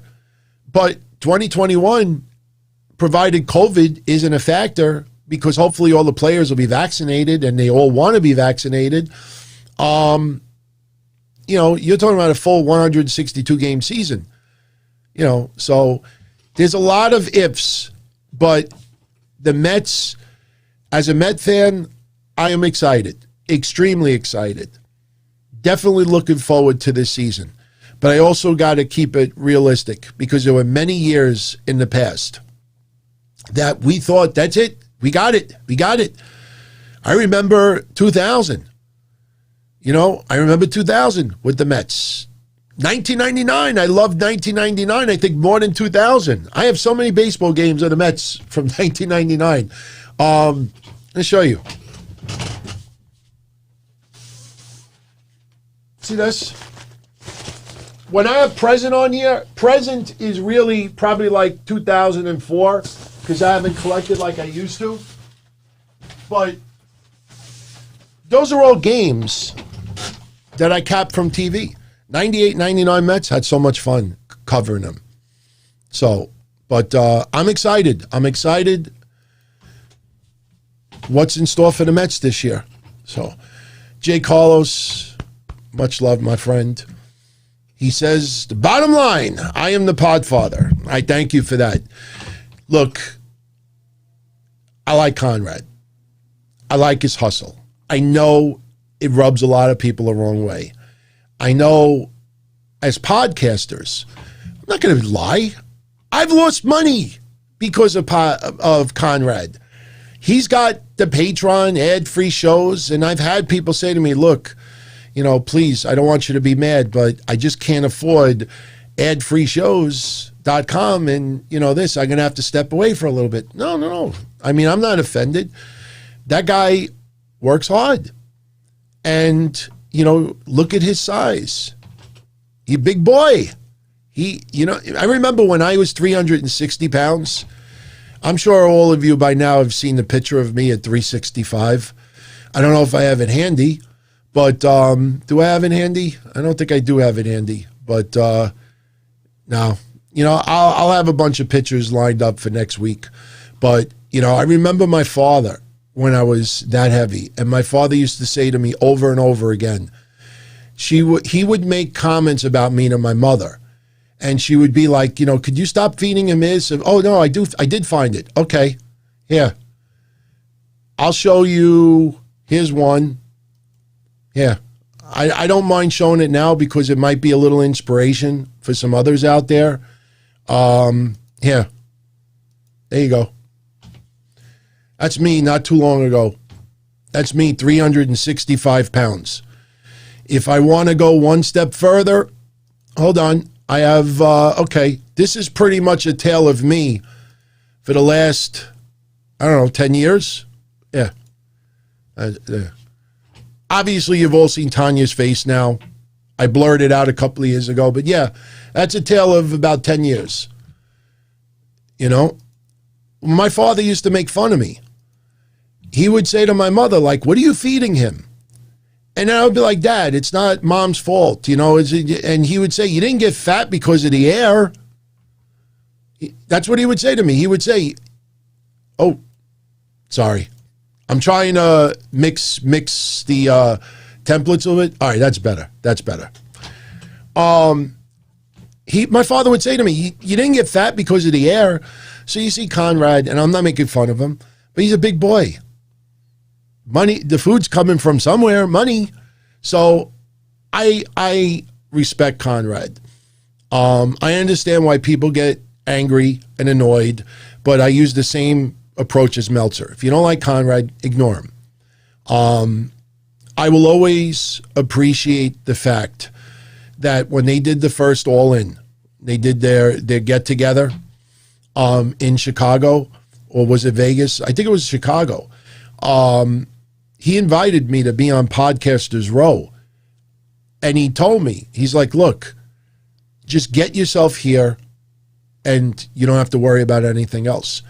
He did not offer that to a lot of people. In fact, contrary to what people say, the only two people in my old inner circle that he had brought that up to was me and Mish. But obviously at that time, if I was going to go, it was going to be as, the DTKC show, not just me alone. It didn't work out, obviously.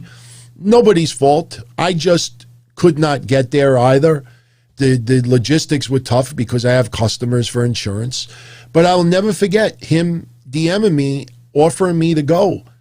And, other people, they wanted to be on Podcasters Row. They had to pay like $2,000. And I had a heated debate with Mish about this because I was 100% in agreement with Conrad. That's what Frank Goodman used to do with his indie wrestling promotion. You had people that were bullshit wrestlers or indie, like 110 pounds wet that nobody would want to see. And you are trying to sell out your building and have as many fans there as possible. And you have students and others that want to be on the show bad enough. Okay, if you want to be on the show, then you got to sell 30 tickets.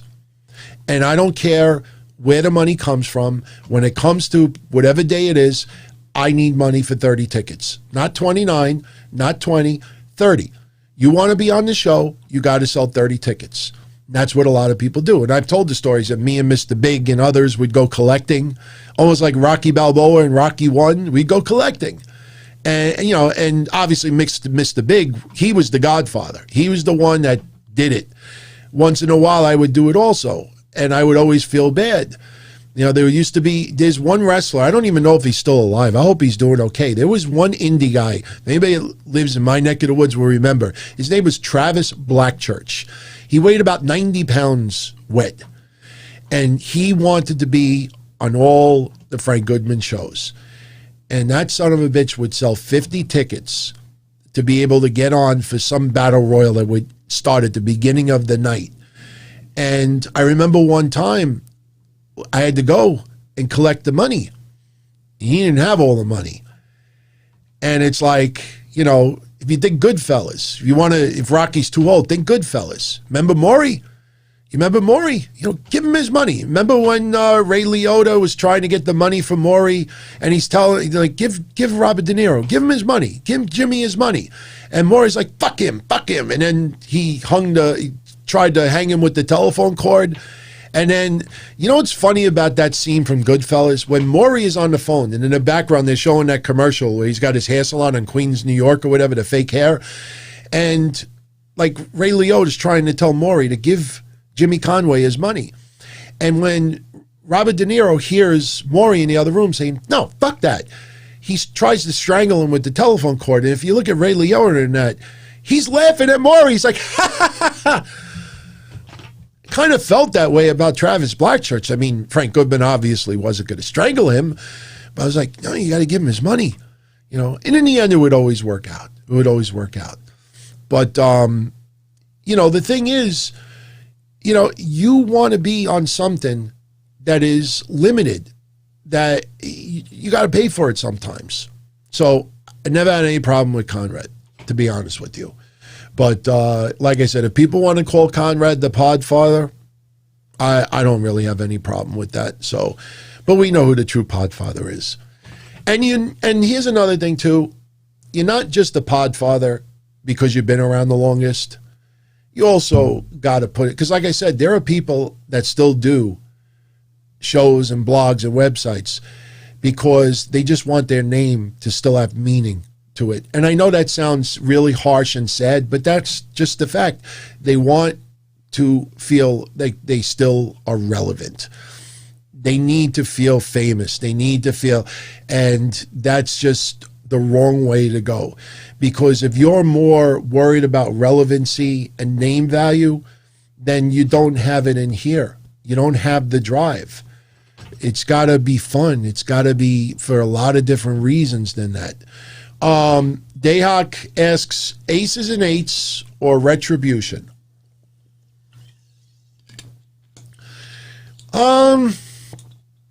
I never liked the aces and eights, or I called them the aces and 0.8 storyline, because the whole thing with Bully Ray being the leader never made sense. I mean, if you think about the storyline that time, he was supposed to get married to Brooke, and they were beating the shit out of him, and then trying to play off that it's some type of initiation that, you know, the fuck out of here. You know, bikers don't do that. Mafia don't do that. Gangsters don't do that. The hood doesn't do that.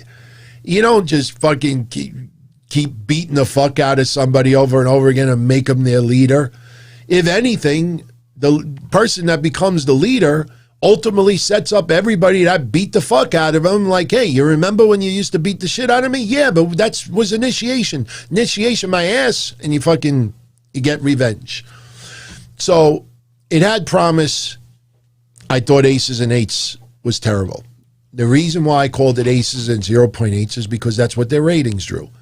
0.8s. Their ratings sucked. Retribution has been a failure because of the hype and the controversy that WWE gave it leading up to everything. These guys went from using chainsaws cutting ropes to being banned from SmackDown or threatened to be hit with TV 14 to signing contracts. Oh no, we're signing a contract because we want to bury the company. That's like, you know, I could propose to my fiance. Will you marry me? Yes, I'm going to marry you. Not you say it to the person's face. Yes, I'm going to marry you, but I'm only going to marry you for your money, and I can't stand your guts, and I'm going to do everything behind your back, and I'm going to cheat on the neighbor and cheat on the milkman, and I'll cheat on the person 6 feet under in the grave. I am going to use you, abuse you, and everything else, but I'm going to marry you. I would turn around and say, you know what? Go fuck yourself. Go fucking get lost. You have Retribution on TV. Oh no, we signed the contracts because we're going to bury the company.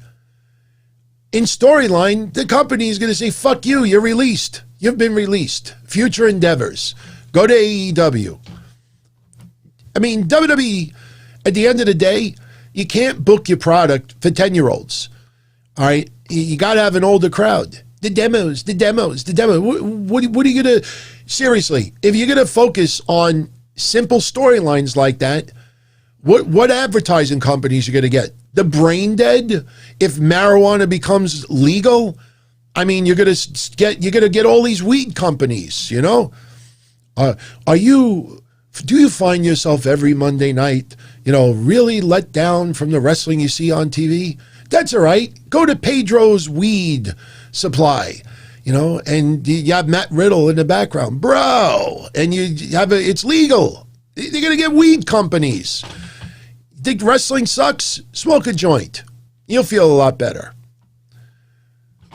Seriously. So Retribution has great talent in it. Dio Madden, future star. Dijakovic, awesome. I still think of those Fight Forever chants. That was special. You think of Mia Yim. Excellent. They have great talent. Ali, special talent. The storyline has been horrible. You can only cry wolf so many times. And I know they try to push the storyline on social media. Ali, you know, if I had $1 for every time Ali, you know, cut a social media promo, you know, promising this with Retribution and promises revenge and this and that. If I had $1 for every time he did it, I probably could buy you all a soda. I mean, you know, do you realize you cry wolf too many times? You know, people don't believe you anymore. And it happens whether it's wrestling or in real life. You know, you make challenges, obligations, promises, you got to keep them. And Retribution has been a disaster, but not because of the wrestlers themselves, but because of how WWE used them. But here's the thing. You know, once Ace and 0.8 was over with, you had a lot of wrestlers that had name value that they went back to what they got them to the dance before, and they were fine. In Retribution, some of these names never really got opportunity. So if Retribution fails, how do you use Dio Madden in the future? How do you use Dijakovic? Do you bring him back to NXT? Do you do this? Do you do that?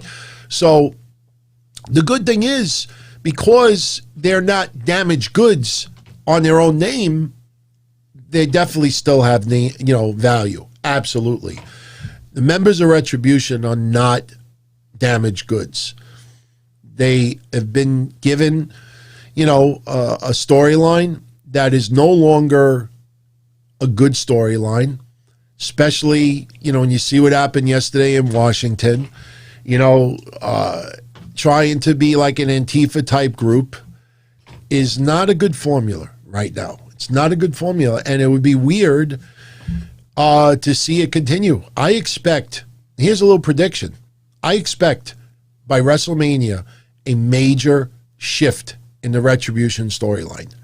A major shift. Moving away from this Antifa-like faction to something different. You're going to see it morph. And I don't just mean if, Ricochet joins it or so. I don't mean that. You're going to see like a core totally change direction. So, Jay Carlos, my opinion on Vince's health issues, without sounding like a jerk, I've been saying this for years. I've been saying it, since he wore the lavender suit in the ring. He looks frail. I have said for years and years and years, there's something up with his eyes, his tear ducts. It could just be dry eye, but there's more to it. The bags under his eyes have to do with nutrition. Vince McMahon is getting older. How old is Vince McMahon right now? 75? The average lifespan of a man in the United States is about 75. I think it's 75.1. So I don't want Vince McMahon to pass. I don't think anyone does, even if you don't like him. But if Vince were to pass and passed at 70, or Vince is 76. If Vince were to pass now, yes, it's devastating, and I've brought it up before. Other than my father, Vince McMahon is the second male that's been involved in my life, other than my father. No other male figure has been involved in my life in some shape or form more than Vince McMahon and my father. So I understand people now are trying to burn Vince because his political affiliation, because he donated to Trump, this and that. You see what social media is doing right now? And maybe this segues for a moment into what happened yesterday. But before I even bring up yesterday, to finish up on Vince, Vince has been, this is not overnight. Vince, this has been developing for several years now. I was very surprised when he took the headbutt from Kevin Owens, but Vince obviously he's at the age where he's outlived the average male in the United States. So if he were to pass, yes, it's sad, it's devastating because of how much he's been in my life indirectly. Makes you wonder the future of WWE, how it would be handled, this and that. But as far as his age goes, he outlived the average male. I mean, how do you know what I'm saying? Like, oh, taken too soon. What the fuck are you talking about? It's sad, but, look, his health issues are what they are. We always envision Vince McMahon as Mr. McMahon, strutting down the ring, feuding with Austin, doing what he did during the Attitude Era. But the fact is, Vince McMahon now is in his middle 70s, and, health issues are going to happen. What can you say? What can you say? It happens. There's nothing you could do about it. And it's sad. It's sad to think about that 5 years from now, wrestling is going to look a lot different. Not just who works behind the scenes, but I think people are going to be surprised how many wrestlers are no longer going to be wrestling in 5 years. I think people are going to be surprised. For various reasons, people are going to retire. And even 10 years from now, you look at wrestling from 10 years ago to now, a lot of it, is similar. I mean, obviously we got some very young stars in both AEW and NXT that are part of the future. But, wrestling even 10 years ago to now has changed quite a bit. 10 years from now, that's why it's really going to be interesting where wrestling goes 5-10 years from now. Because you don't have Rocks, Triple H's, Austin's, Shawn Michaels, Undertaker, level caliber talent, on the back burner. You could say Roman Reigns and others, and I know a lot of people out there are absolutely obsessed with Roman Reigns' character right now, but keep in mind that Roman Reigns has been on television for how many years? And up until last year, Roman Reigns got shitted out of the building for the most part, year after year after year after year. And yes, what he's doing now is excellent. It's awesome.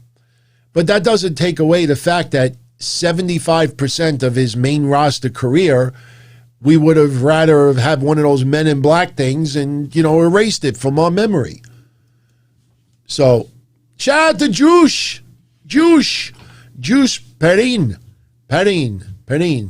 Juice. What's going on, Juice? Thank you. Thank you very much. I hope you're enjoying the show. I hope everybody's enjoying the show. I tell you, I'll be honest with you. We're 2 hours in, and most of the discussion was wrestling tonight. I'm totally cool with that. I don't mind talking about James Edwards says Vince is going to torment us until he's 100. You know what? That could happen. Isn't his mom around 100? Didn't like his grandmother live to be 100? I mean, yes, I know his father died fairly young, but Vince McMahon has some relatives that have lived to be 100. So, you know, you just can't take life for granted, man. Life is not guaranteed for any of us. I don't mean to be really a downer right now, but if you would have told Brody Lee, Luke Harper, John Huber, if you would have told him in the summertime, 6 months from now, you're no longer going to be with us physically. Somebody said to me right now, DT, 6 months from now, you're going to be dead. I'd be like, you're out of your mind. I feel fine. You know, I don't have anybody looking to whack me, you know, like, and then shit happens. It's never guaranteed for anybody. So, tomorrow's never guaranteed, man. You know, that's why I try to be as positive as I can. You notice I do my fair share of criticism of wrestling on these shows. I criticize AEW where needed. I criticize NXT, WWE, other promotions where needed. I will criticize individual people where needed. But I also praise where deserved. And I try to keep a balance. I don't think anybody would accuse me of being an AEW diehard, or no, not a diehard, because I am a diehard of all the promotions, but like, I don't want to use the D word, but people have said, you know, sucker, you know.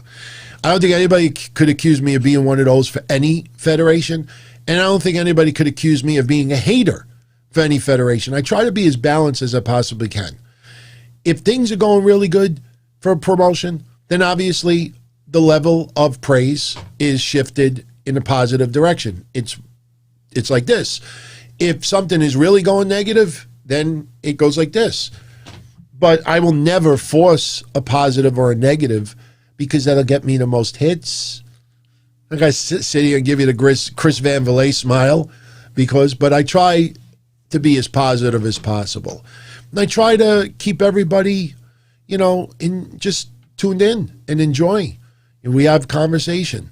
So, Neil Ray, he's going to make it rain cash here. He finally got a job. After 8 months being unemployed, he starts February 8th. Do you know, my brother? My fiance starts work Monday. She hasn't worked since February of last year. Couldn't find a job. Tried her hardest.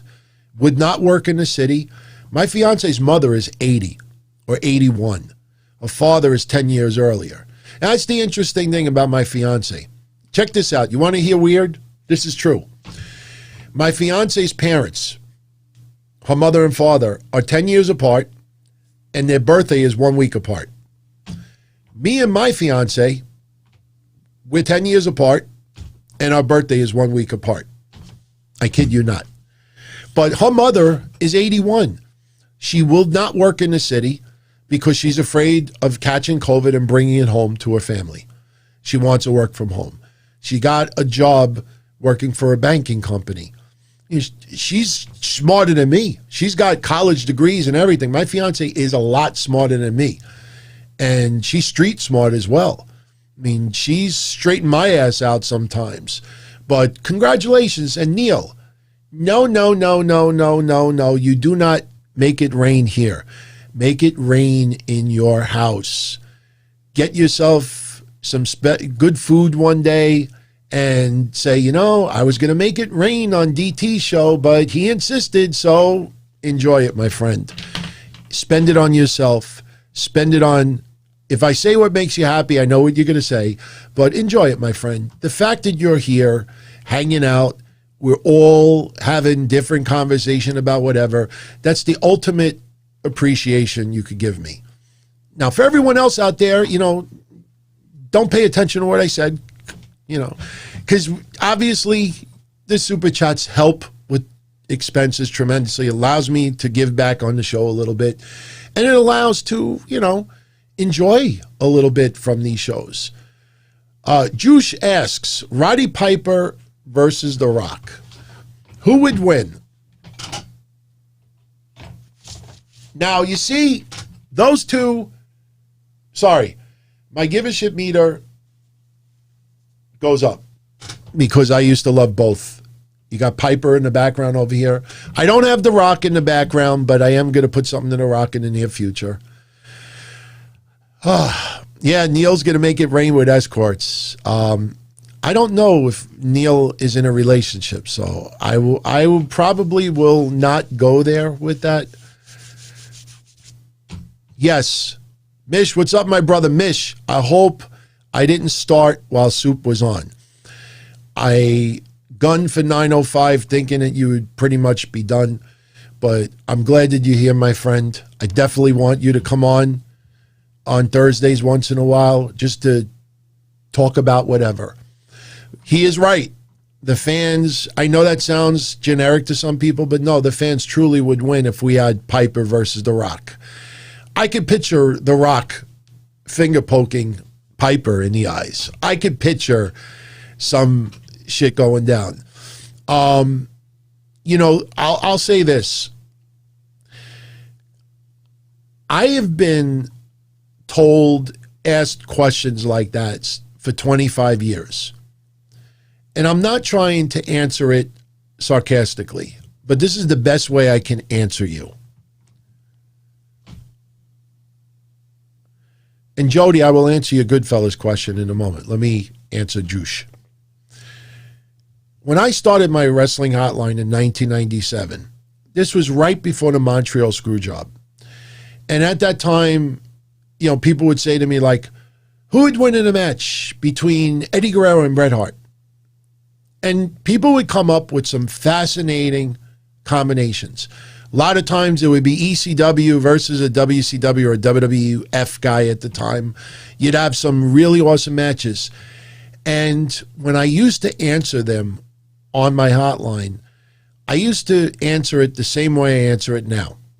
When someone would say to me, who would win in a match between Eddie Guerrero and Bret Hart, for example, or Dean Malenko and Bret Hart, that's an even better one. I would say, how do you pick a winner? Wrestling is predetermined. So am I basing this on real life? Dean Malenko, was the man of 1,000 holds, shooter. But Bret Hart came through the dungeon. And Stu Hart, would teach his sons how to twist people where you could give them the ultimate pain and just have them on the verge of breaking their bones, but not doing it. I mean, I'll never forget Wrestling with Shadows, remember? And Stu, he's drooling and he's got that guy, that tough wannabe son of a bitch in the basement.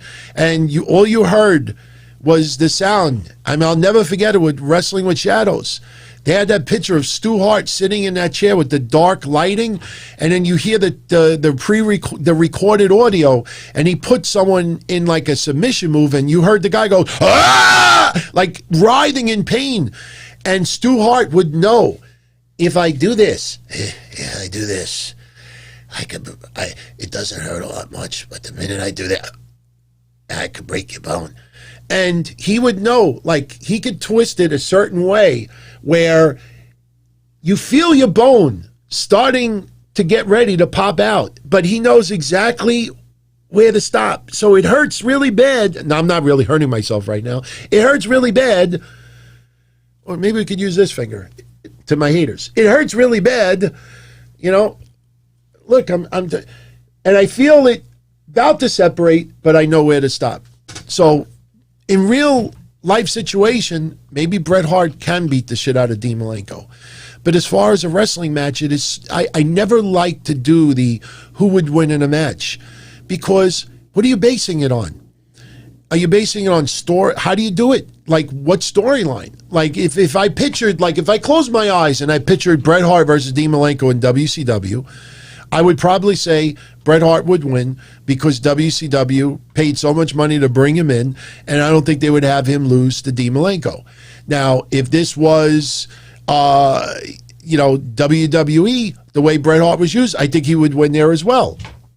If Bret Hart came into ECW, or some event, and he was there for a one-time appearance or something like that, or, here's a good one. Here's a perfect example. Memphis, 1993, when Vince McMahon first went to Memphis and was a heel, going up with Jerry Lawler in that storyline. They brought Bret there. They brought Owen there. And they were playing heels, even though they were baby faces. So maybe in Memphis, Bret would have lost. If you would, let's say Dean Malenko was big in Memphis. So it's very hard to pick a winner when you say The Rock versus Roddy Piper. If you remember when Roddy Piper returned, this was after hip surgery, so I don't think there's any chance. But if you say to me, well, Roddy Piper in his prime versus The Rock in his prime, I don't know if it would be the entertaining match that The Rock and Hogan did at WrestleMania, which to me to this day is one of my favorite matches of all time. It's amazing how many times I've watched that match over the last 10 years and will watch it from start to finish. I think they would have had a fun match, but I will tell you this. When I close my eyes and I picture The Rock versus Roddy Piper, I picture SmackDown. I picture 2003. I don't picture Roddy Piper in 85. I don't picture Piper in 96. I don't picture Piper in 99. I picture it happening on SmackDown and The Rock going over. So I hope, Michael Gonzalez, I haven't done Stu Hart, really impersonation of Stu Hart in years. If I really practice it and just listen to him again, I would nail it. Stu Hart used to be one of my favorite impersonations to do. John Krauser. John, I never lie. I might exaggerate from time to time, but when I say something, I don't put it out there just for approval. I got this. John Krauser's going to be doing his own podcast. This is brand new in the box. You go on Amazon. This is about $90.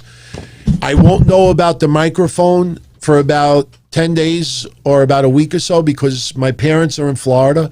And if I have the Heil extra mic, it's at their house because I use a Heil over there. And I remember bringing one there a long time ago as a backup in case mine ever broke. So if I have the Heil, it's there. So you DM me your shipping address. This will work with any microphone, I believe. It's not just for a Heil microphone, but this is a really good boom. I used to use one. I have one over there as well, but I kind of like this setup instead. I kind of like not having something hanging over. So, but yeah, so I'll get that out for you on Monday if you want it. So, anyway, do you guys want, Piper's Pouch. Look, I don't have any problem seeing one of my favorites getting older and putting a couple extra pounds on because they're not working out like they used to. They're sitting in the sun more. They're fishing. They're going hunting. Even though I don't hunt, but they're hanging out and they're enjoying life. So seeing Piper with a little bit of the tummy, it was not something you're used to seeing, but he also had issues with cancer and other things. So, that didn't bother me all that much. Look at IRS. Go back and look at that photo that's circulating online of Goldberg walking down the ring to confront Drew McIntyre, and you see the legends all on the rampway. Look to the far left and look at IRS, Mike Rotunda. That motherfucker looks like a monster, like a beast. He looks like he is 320 pounds.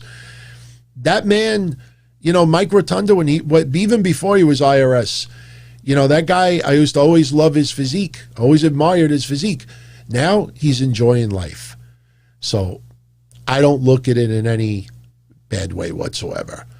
Michael Goldberg, I brought it up Monday, was walking with a limp. That guy did a lot in his life for football and wrestling, had injuries. So he's not going to walk like 1998 Goldberg. This is the contract he has with WWE. WWE feels that he could still do it. He's obviously put it this way. You will see a WWE network behind the scenes leading up to this match with Drew McIntyre. You are going to see Goldberg in the ring. You'll probably see him at home training. You'll probably see him doing some of the things he's doing. And I'm not making the same mistake twice. When Goldberg did that run, beat Lesnar, I didn't enjoy it that much. I had a lot of issues with the Goldberg involvement until I watched that WWE 24. And when I saw how much pain and training and how obsessed Goldberg was just for one match or two matches for his son. Yes, I know you may feel that his reasons for doing it might be very tunnel vision and very selfish, but no one can deny that Goldberg worked his ass off to try to look, move, and wrestle like he did in WCW. And honestly, he did not have bad matches. The Undertaker thing was unfortunate, no question. The stuff with The Fiend, to me, that's more WWE decision-making than anything else. The Braun Strowman stuff was uneventful, but Goldberg, you cannot give him an F for trying. So I'm not going to make that same mistake and just assume that this guy is sitting on his ass, and then waiting for the call, and then he does a little cardio. And no, I think there is a shitload more. And when that guy is done what he's done physically between football and wrestling and going through the pain and the surgeries and the agony and the training and everything else, if I see a little limp, there is a lot of work behind that limp. A lot of suffering and pain and training. So Michael Cole, no, not doing calls yet. You know what? I apologize if the phone symbol might have, I don't think it should have deceived anybody. It was not a clickbait thing. When I was putting little emojis for the title, I wanted something that had to do with questions and answers. I put a graphic of a question mark there instead, and it looked ridiculous because it looked like I was saying live Q&A. I tried putting exclamation points, and it looked ridiculous. So I tried to put it like you're communicating, asking questions. British Bullfrog, I always wanted to have a little actual payphone in my house, just as a joke, like actually have my mother. And you know what? I'll take pictures next time I go over their house. My mother still has 3 corded phones. She's got one in her living room. She's got one in her laundry room, and she's got one in some spare room. They still have the cord. I kid you not. I said to her, why do you still get a cordless phone? No, it's not a big deal. Kid you not. Now, somebody asked me why I like Goodfellas so much, because I have seen a lot of what went on. I've seen it in my neighborhood. I know people that have been in that role. I grew up, being around, that environment here. A lot of people already know that at 15 years old, I was a guest at John Gotti's club, his club in Ozone Park off 101st Avenue. I used to work with his nephew. Members of John Gotti's family went to my wedding in 1999. My family knows his family well. And when Goodfellas came out, there would be certain characters in Goodfellas that I could identify with. So, like going from payphone to payphone, I told this story about a month ago. A lot of you know Grim Reaper, pro wrestler, worked Ring of Honor and a lot of other companies. I always wanted to see him in TNA, man. Grim Reaper. I had the privilege of managing him for a little while. Jay Lover. And in fact, the other day on Discord, I showed everybody the Goodfellas spoof. We did a spoof of Goodfellas doing a pose. Reefer, Jay Lover, and myself. I'll post it next week. But about 12 years ago, we were hanging out in Howard Beach. We were all going to the tanning salon. And if they happen to hear the story, they will tell you it's 1,000% true. We were hanging out in a corner. We were just finished going to the tanning salon. And we were standing outside on Cross Bay Boulevard in the summertime, and we were talking about, various things. And I guess we were figuring out, like, if we were going to go get something to eat or go back to Reefer's house or something. And while we were standing there, some older guy that looked a lot like Jimmy Conway from Goodfellas came up to me. Oh, Anthony. And it was one of my customers. And I'm like, I don't want to say his name. I'm like, hey, how's it going? And he gave me a kiss on the cheek.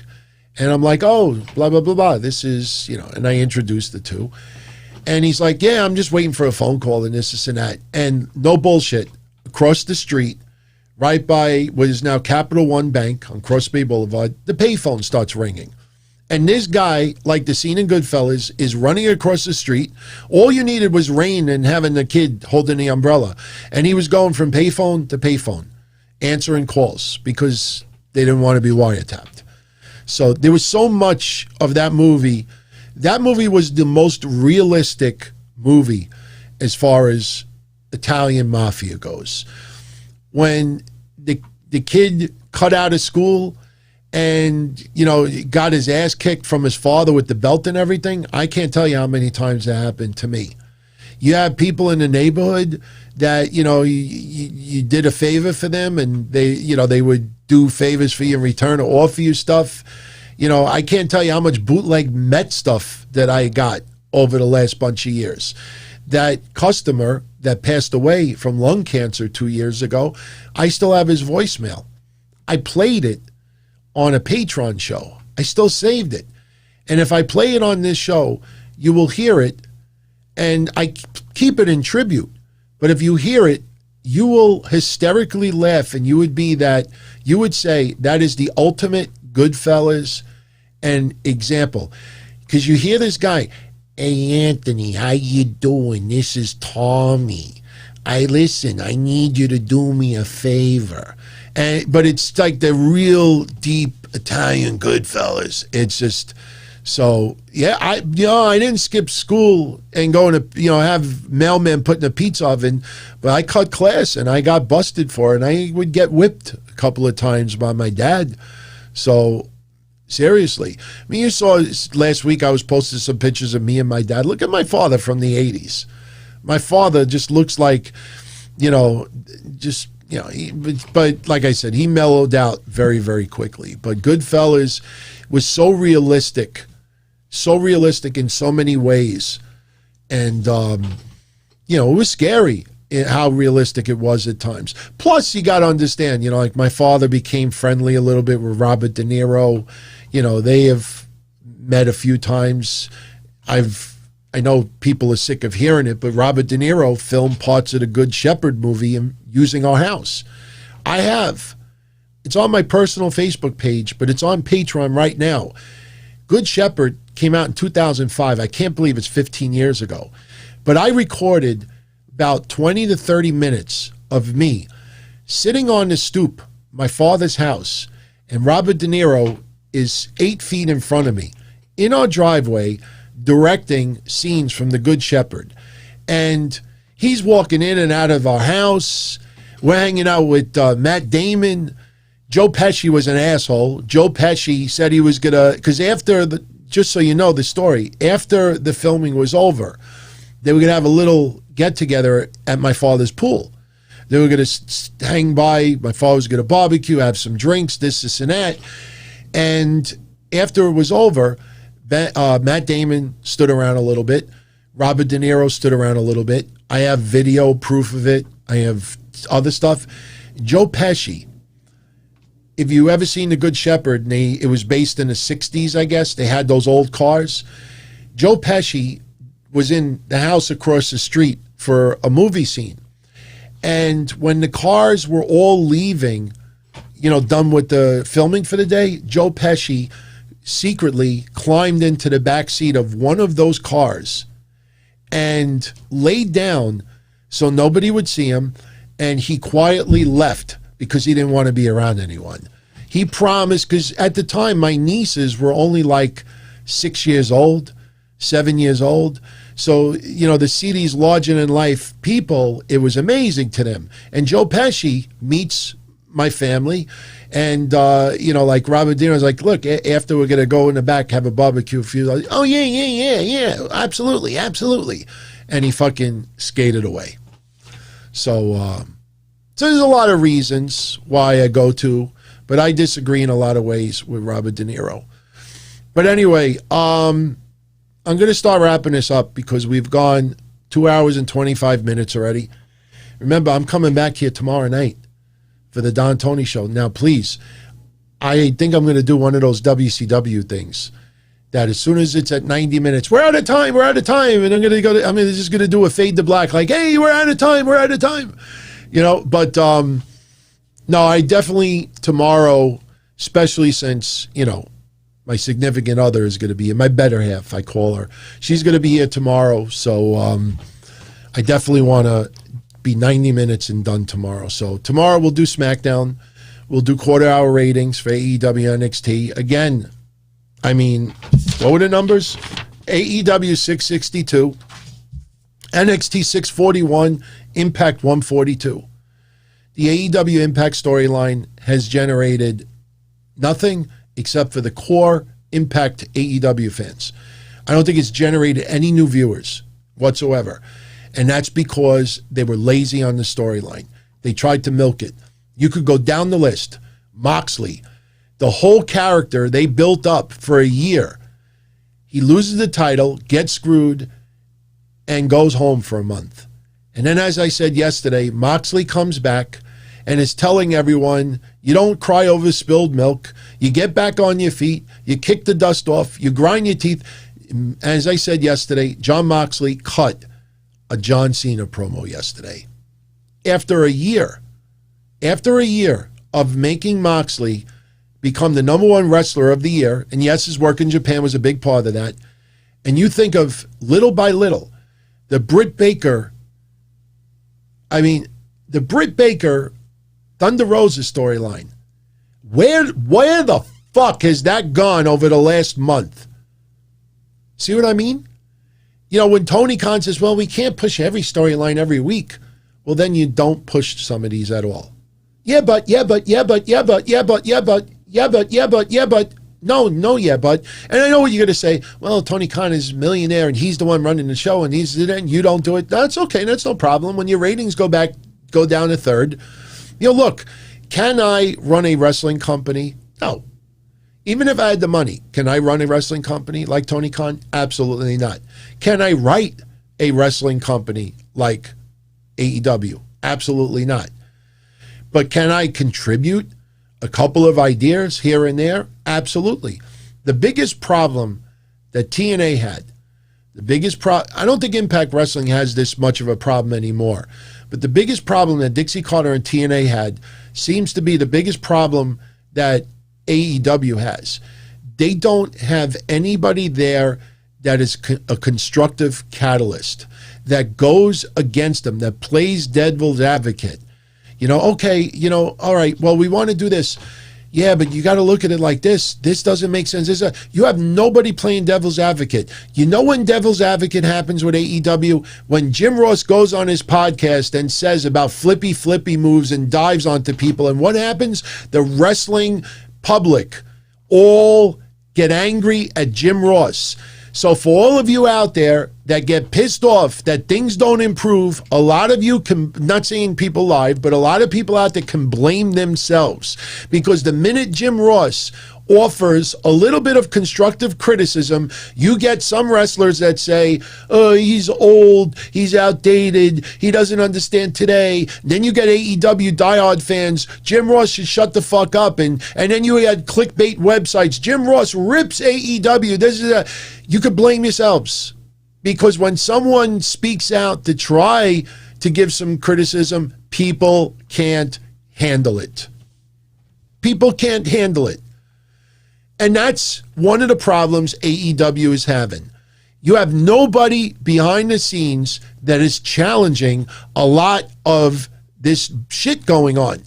I guarantee you have nobody in the back saying, not for nothing, the Thunder Rosa Britt Baker thing, we're going 6 weeks already, and then, she shows up 1 week and then she's gone for 3 weeks, and this and that. It just looks really shiny. But we can't do it every week. Oh, okay. Okay, thank you, Tony. Thank you. You have nobody there. And you know what? A lot of people in 2020, in this generation, can't handle criticism. I love the people online that try to tell you they are thug life, that they are built from the streets, that they are tough as nails, that they are old school, that they have scraped and clawed, and they are the toughest people, and they can't even show you their face. This is the generation that we live in. I will wrap up this show leaving you a couple of words from last night with Washington.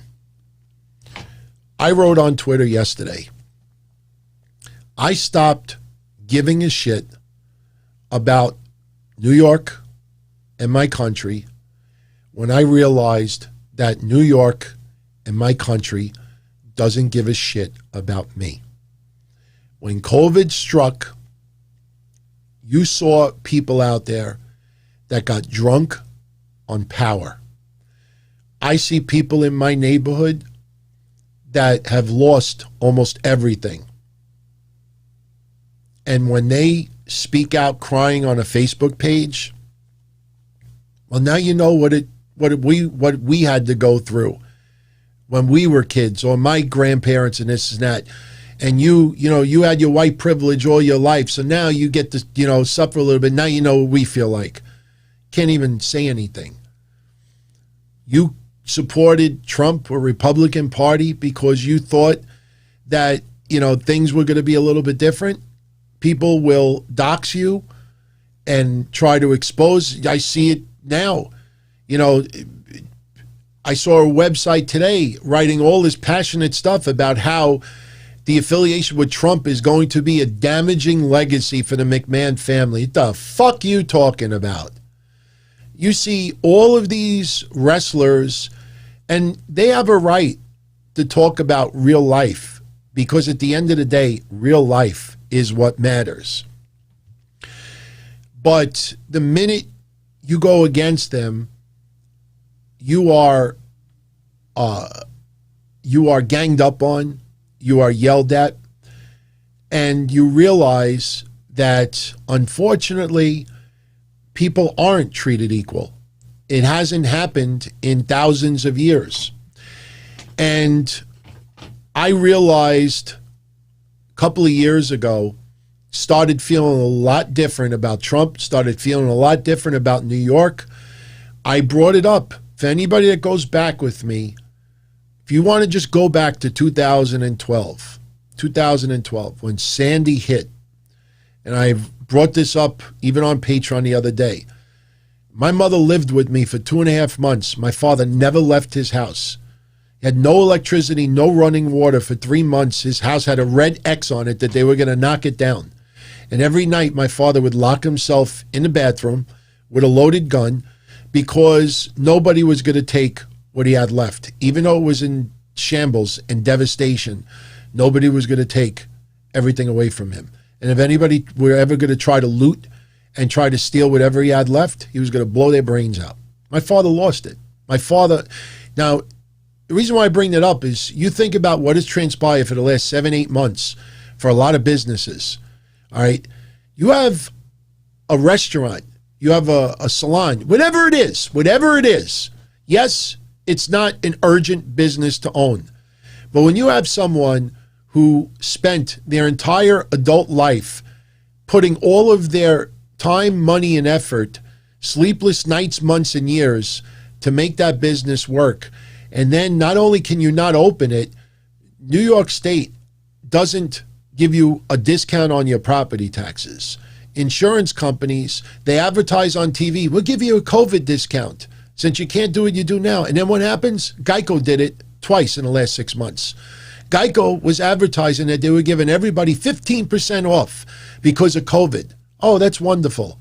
You know what they did 3 months ago, and they're doing it again now?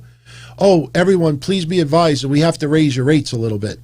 Nothing is free in this country. You want to get a $2,000 stimulus check? That's no problem. When you see other things go up $20, $10, $50, $3, $8, then you're like, what the fuck? Why is everything going up? Then you realize that $2,000 is not free. When that woman, Sandra Flock, whatever she was, for the Democrats, like 8-10 years ago, whatever it was, that she wanted free birth control for women. I worked in the insurance field. I talked about it on my shows at that time. She got it passed. All women got free birth control. And she was at the Democratic National, and trust me, this is not a pro-Republican, what I'm saying right now, but I'm bringing you overall scope. She went on a Democratic National Convention and bragged, and everybody loved it until January 1st, when everybody's rates went up $80 a month. That was never talked about. Nothing is free. You saw people over the last week that simply because Georgia won the Senate and Andrew Yang bragging to the world that now everybody gets a $2,000 check, suddenly everybody loves Andrew Yang. Everybody loves the fact, because people sold their souls to the devil for $2,000 checks. Does a lot of you out there need that money? Absolutely. My family could use some of that money. My fiance hasn't worked in 11 months, never got a drop of unemployment. I'm not saying that people shouldn't have it.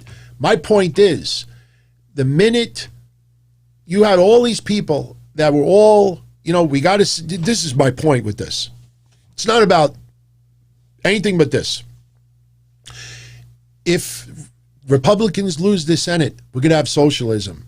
Then you're going to have all this Green New Deal put through that by having the Republicans in the Senate, that there's a balance. Biden is president, Kamala Harris is vice president, the Democrats are majority in the House. If the Republicans are majority in the Senate, there has to be some compromise. You keep things in balance. That's pretty much where I looked at it. So you have people out there for months and months and months tweeting like, we can't have socialism, we can't have this, we can't have the radical with the Green New Deal, this and that. And the minute the Democrats won and Andrew Yang said, your $2,000 check is coming, all of a sudden, everybody was like, oh, fuck the Republicans, fuck this, fuck that, I'm getting my money. That's called selling yourself out to the devil. If you felt from day one that everybody should have this check, and look, I said on my show last week, New Year's Eve, that every single one of you should get $2,000 because in the United States, everybody has suffered.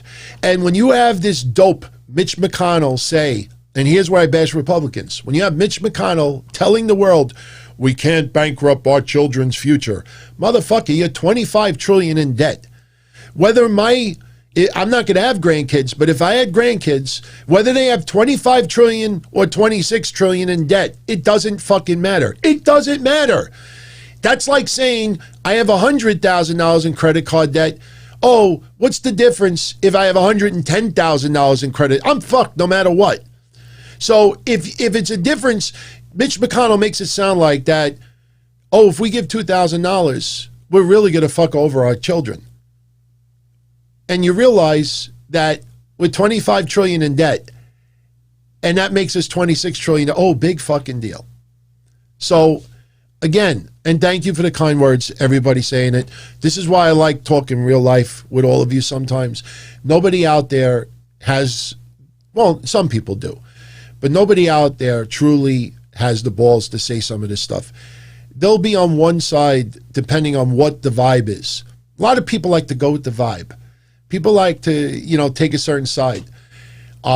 Me, I just walk to the beat of my own drum, and I just tell you how I feel. And I know what I say, a lot of you feel out there, but you can't say it because, you're worried in many ways about people going after you.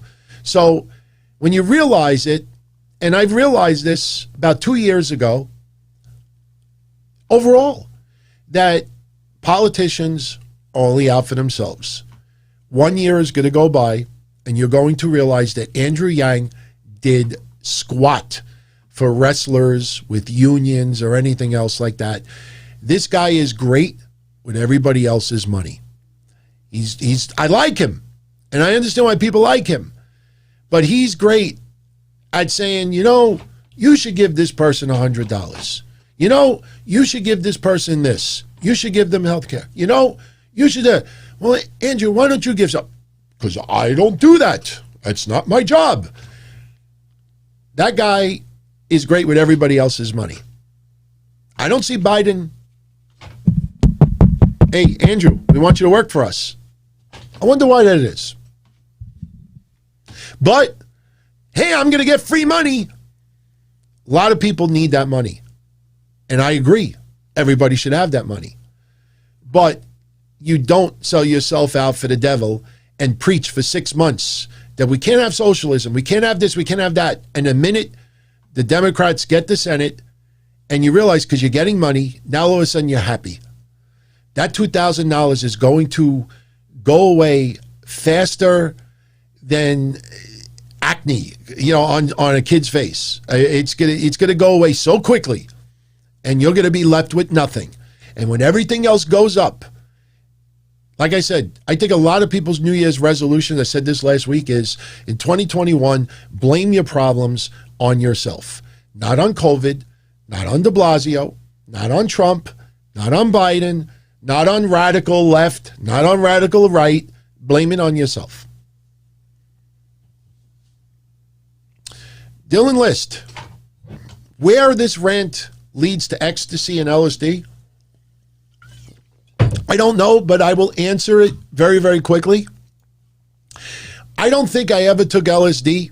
One time in my life, someone had given me something. I was hanging out with this girl when I first got an apartment at 19 years old, and it was wrapped in aluminum foil, and you smoked it, and it was angel dust. I don't know if angel dust and LSD are the same. All I know is I took one hit, and it gave me a headache, and I was like, it smelled like burnt chicken. I was like, no thanks. I never took ecstasy. I went to clubs back in the late 80s and saw people take ecstasy, and unfortunately, based on my look, I don't think if I gave women 10 ecstasy pills that I would have gotten laid on a lot of those nights. A lot of people took ecstasy just to feel good. I never took it. I always, back then, was curious to take it, but I never did.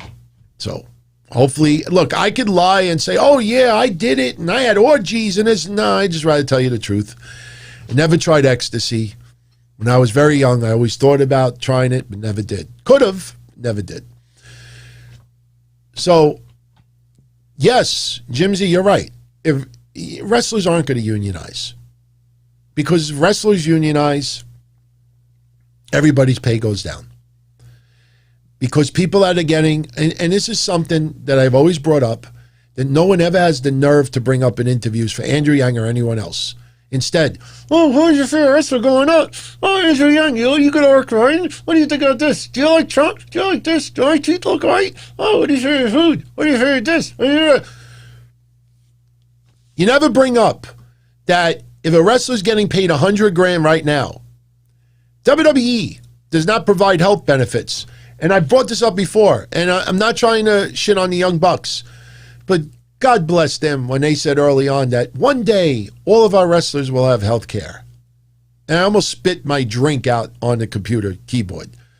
because that is either ignorance or a flat-out lie.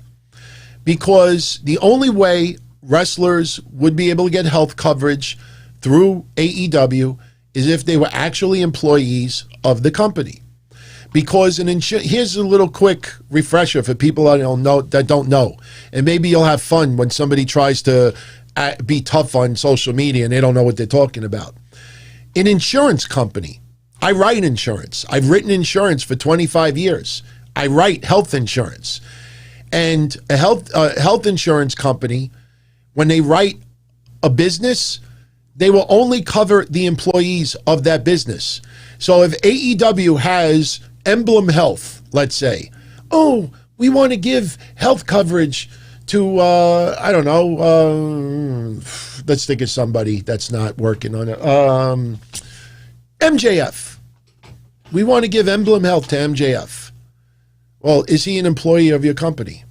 No, he's not. He's a wrestler. QT Marshall could get health coverage. The Young Bucks could get health coverage. Kenny Omega could get health coverage because they have an employment for the business. They get paid for the company. They work behind the scenes. All these other wrestlers, they're not employees. So you could say to yourself, hey, AEW, where's Andrew Yang saying, hey, AEW, you could give health coverage to all your wrestlers right now. Classify them as employees. AEW is doing the same thing that WWE is doing. So don't give me this, that, oh, one day we're going to do this. A health insurance company will not cover them unless they're employees. So until wrestlers are employees, they cannot get the health coverage through the wrestling company. Plain and simple. There's no clickbait about it. What WWE does is they give, and I know this for a fact because I've looked into it. WWE, when they hire someone, they'll say, look, we'll give you $100,000 base salary. You have to go out and buy your own health coverage. You have to provide us a certificate of insurance by whatever date it is, March 1st or whatever, of every year to show us proof that you currently have health coverage. If somebody gets hurt, their health coverage will usually cover it, surgeries and everything else. Lost pay and things like that, WWE usually pays for that. So wrestlers aren't out in their income level. Sometimes they have to make up the lost dates as part of their deal with their contract. So if you have a 3-year deal and you're out of action for 3 weeks, when your contract is up, you may have to work those couple of additional weeks.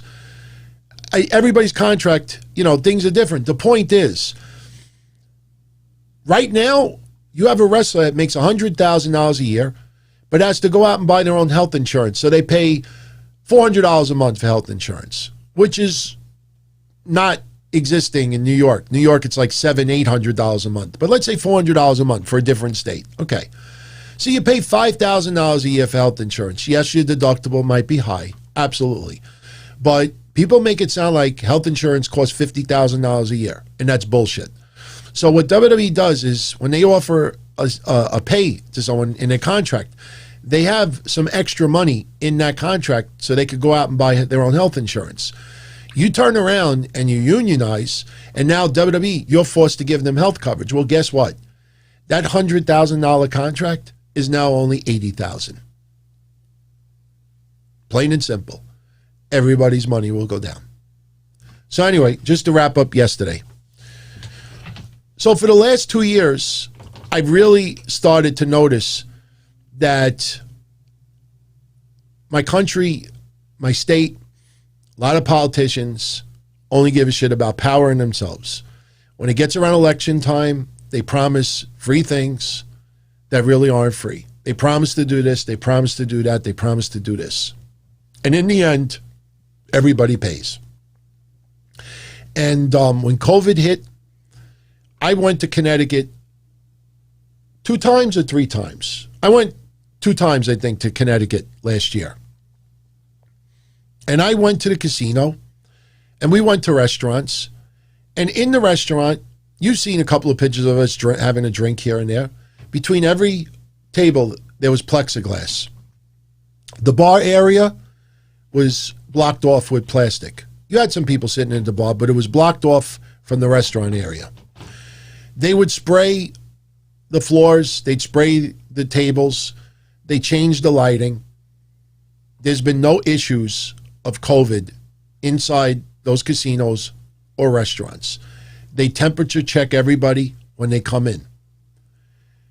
Take note that New York State, till this day, has never made it a requirement for restaurants to put up plexiglass between each booth. 4 screws and a piece of plastic. They never made that as a requirement. They never required restaurants to change their lighting, the fluorescent lights and everything else. Never gave them requirements, never made tax breaks, never reduced anybody's property taxes. My business is closed for 8 months, and you still want me to pay $22,000 in property taxes? They screwed a lot of people over. And the only comeback that you would get is, well, you know what? At least you have a business. This person has no job. You could not win no matter what. And every 4 years, every 2 years, whatever it is, it's the same formula. It's the same scenario. When it comes around, this person's bad, this person's good. I promise you this. I promise not to do that. They win, and you get the same shit. So I have stopped caring about the government, about state. I only care about me, my family, my friends, my fiance, my health, all of you, my happiness. It's very selfish, but until the day I die, I am going to enjoy everything I possibly can. I'm going to work hard for it, but no one is dare going to tell me, oh, you shouldn't do this, or you don't have any right to do this, or you're greedy, or this and that. Fuck you. Fuck you. I've seen people on social media cry for 9 months that they have no job, no money, no this, no that, and they never bothered to find some other work, to find something else. A lot of people tried to find work and could not find it. There's a big difference. The people blame everybody else for their mishaps except for themselves. So now yesterday happens. First of all, I don't know if Antifa showed up in Washington pretending to be Trump supporters. I don't know if these were just Trump supporters that didn't give a fuck anymore that snapped. All I know is that what happened yesterday was horrendous. It was embarrassing. It's disgusting. I hear, 4 people died. You ever hear over the years, Obama was president, Bush was president, Reagan was president, Clinton was president, that somebody jumps the fence by the White House and they're immediately shot? You cross those barriers and you get shot, that's on you. Now, as far as comparing when Black Lives Matter protested and the way they had all the armed forces and law enforcement on the steps, that is a bad visual, because it is true. If a lot of those people who broke in yesterday were black, it could have been a totally different situation. And it's disgusting to even have that cross your mind, but it's a fact, because people who have been pulled over with their cars simply because they're black in a white neighborhood, it's happened. A lot of people. It can happen on the reverse as well. But here's why I watched 2 minutes of it yesterday, and that was enough for me.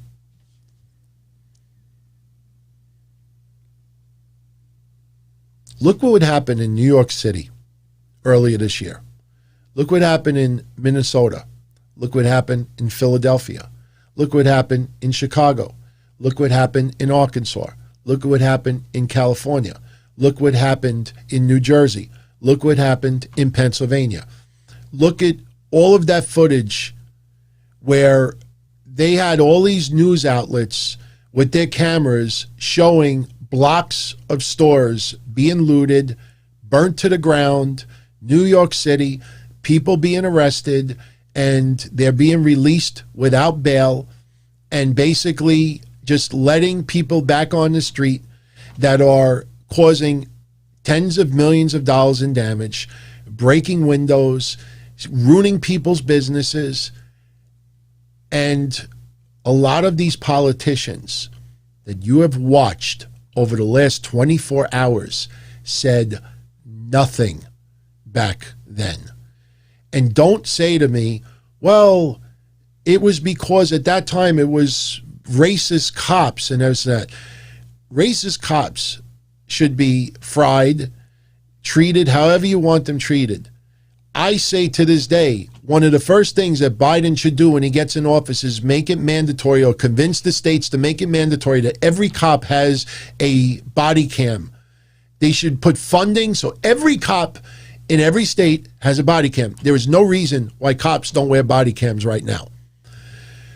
So you had all of these people looting and ruining people's businesses because of racist cops.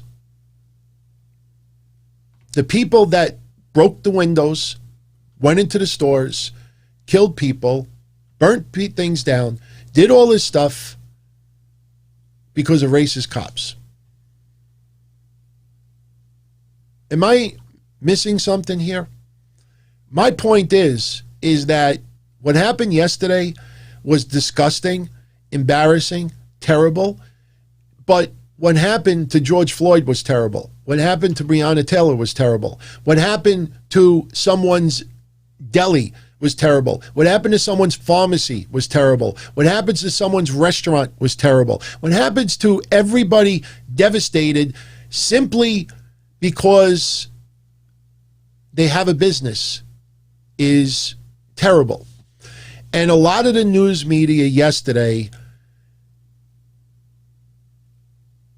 covered what happened in the summertime and covered it like they were watching a car chase. Not trying to stop it. Look at all the fucking doctors in the summertime. The protests, during the day, protests were all peaceful, done for the right reasons. None of these fucking doctors had the balls to come out there and say, look, we, praise everybody who is free speech and trying to make the world a better place, but you got to put on masks. You got to wear masks. Everybody didn't have the balls to go out and say anything because they didn't want gang mentality that, no, this is more important about COVID. But then you see a Trump rally and everybody talks about nobody's wearing masks. I'm not in favor of the Trump rally without masks. My point is there is so much bias going on. There is so much propaganda going on. There is so much that you had so many politicians who said nothing. When that church burned almost to the ground right by the White House in the summertime, and you had all that devastation, and all they would talk about how, oh, the cops put tear gas. What about all the fires? What about all the destruction? What about everything else? Everybody turned a blind eye to it. So what happened yesterday was disgusting, but what happened in the summertime was disgusting. What happened with a lot of these governors with these power grabs is disgusting. Jericho is being blasted right now on social media because he says, thank God he lives in Florida because Florida never shut down and Florida has less cases than California and everything else. And I've said it. I'm not a doctor, but I've said it in my opinion that if they would not have taken away everybody's rights, people are common sense. If there is a flood coming and I have a business, I don't need the government to tell me. I will take sandbags and block my area. I will board up windows. I will take whatever precautions I need to prevent damage as much as possible. There's a virus and I have a business, then I will take it upon myself to put plexiglass between things, to insist that people come in and wear masks, to social distance. I will take precautions because I don't want anybody to blame my business for somebody getting sick. But instead, they force everybody to stay home. So what happens? A month goes by, 2 months go by, 5 months go by, 6 months go by, 8 months go by. But meanwhile, the politicians still have their paycheck. Meanwhile, they go out and get haircuts. Meanwhile, they go out and have dinners. Meanwhile, they go out and you see that woman, that doctor that retired, Dr. Burks? She went to winterize a house. And she brings different generations of her family with her to help her. And they had this big dinner. Personally, I didn't think she did anything wrong. But these people don't preach. They all enjoy everything that they still have. And everybody else has to suffer. You see it. I realize all they give a shit about is themselves. You've seen all these politicians turn on Trump this week. Whether I agree with them or disagree with them doesn't matter. At the end of the day, they care about their job, their security, their livelihood. They can give a shit about you. You're going to see a lot of people even further turn on Trump because at the end of the day, they only care about themselves. So honestly, what happened yesterday was disgusting. It was terrible. But we saw a lot of devastation this year. Peaceful protests did not cause devastation. People that protested during the days and marched for civil rights, that marched against police violence, police racism, that marched against whatever reasons. During the day, those protests were just about all peaceful. It was at night is where all the freaks came out. And the freaks would come out and they would cause major destruction. And all that destruction was absent by a lot of politicians. Nobody ever came out and said anything. Why? Because the more it happened, the more people blame Trump. And I'll say one last thing before I go. And the only reason why I'm still talking is because I see a lot of people enjoying the conversation and I see the viewership still going up. So I'll keep talking. I'll say one last thing. A lot of you have asked me if I thought this election was rigged. Because at one point I was a big Trump supporter.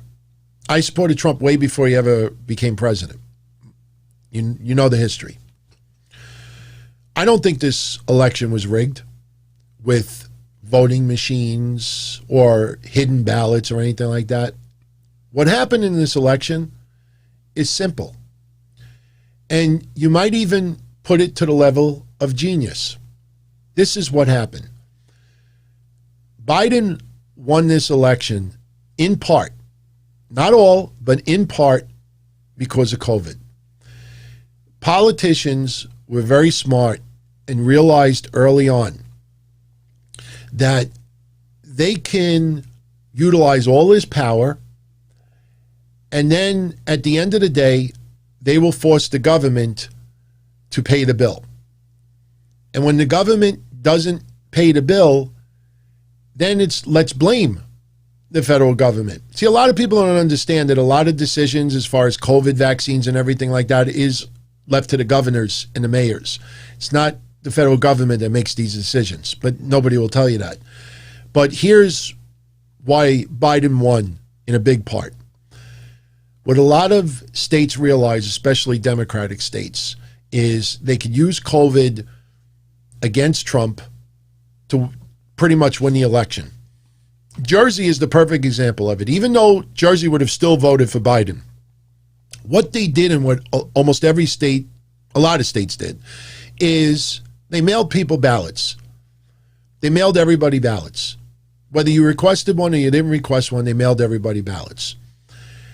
And then what would happen is you get the ballot, and a lot of people would just put the ballot aside.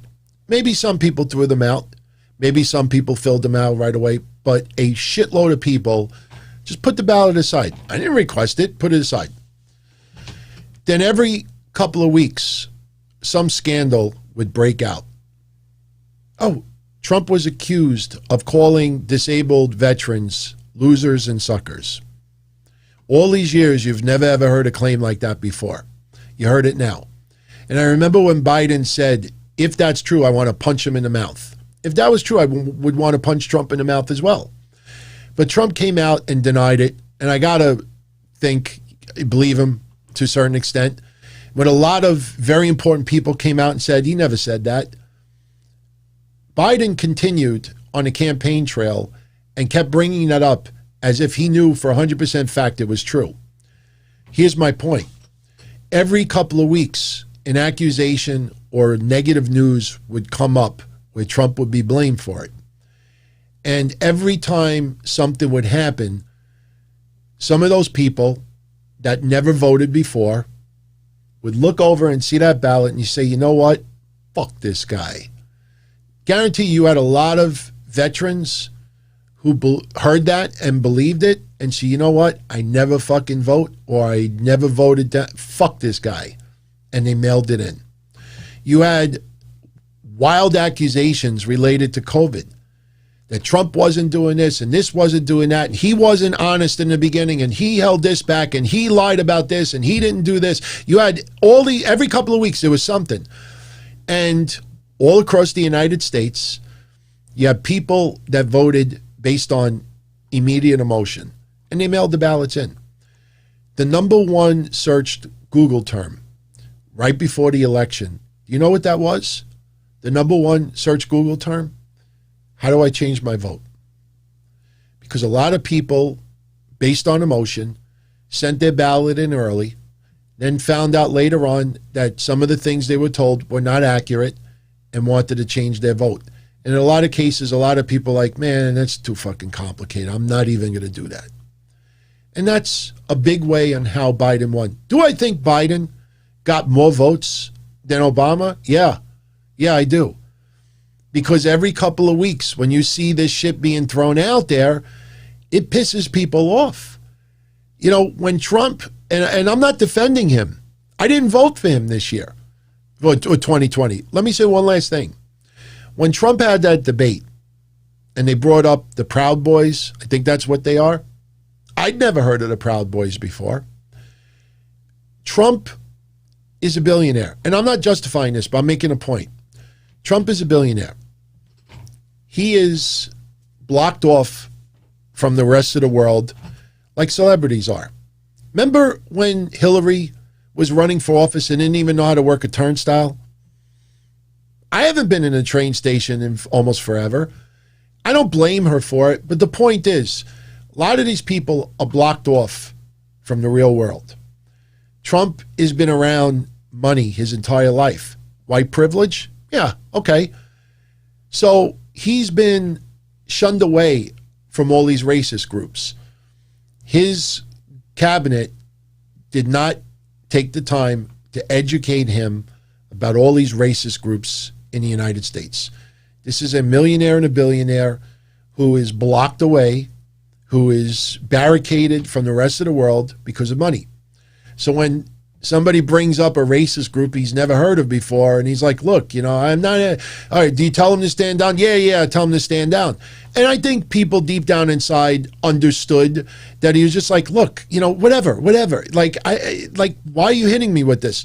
People interpreted like, you see, he told them to stand by.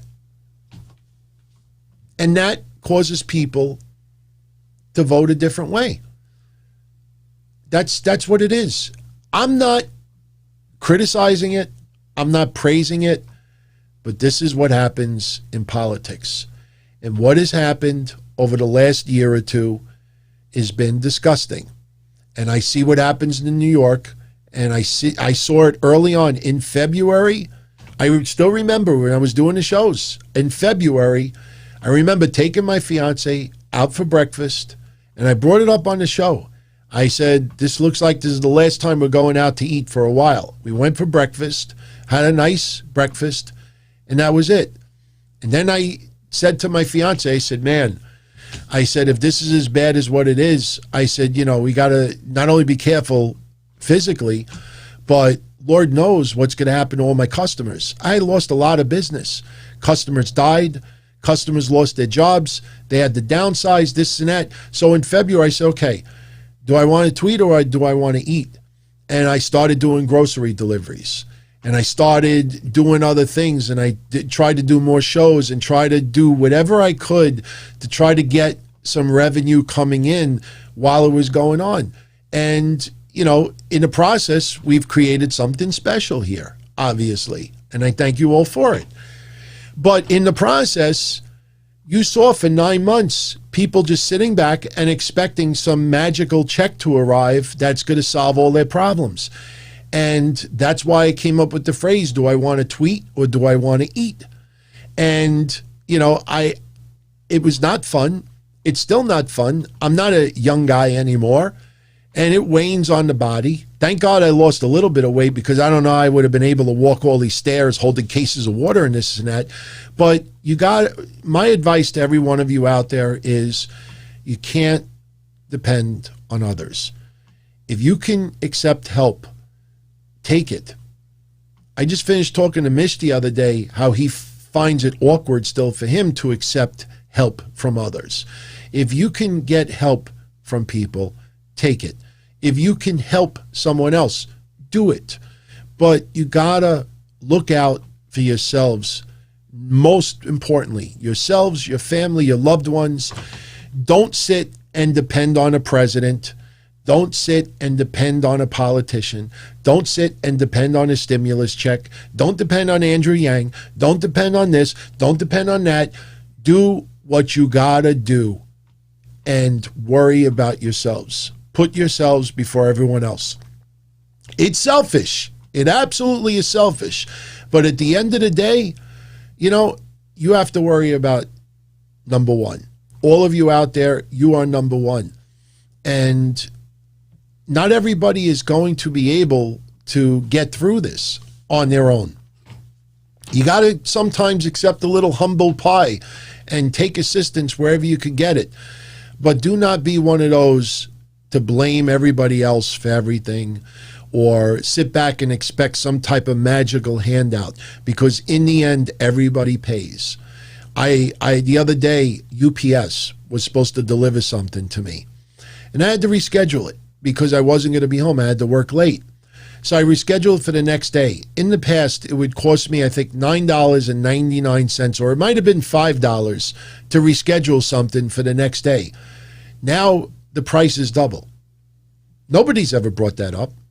I told you, I went to a place to buy a little thing of wipes, and it was in a grocery store, and they were selling it for $11. Used to be $3 and change. Everybody pays in the end. And Trump is going to be out of office in 2 weeks. He's not going to be impeached. All these politicians are trying to get put in the history books for all of the things they're saying this week. What happened at the Capitol building yesterday was disgusting.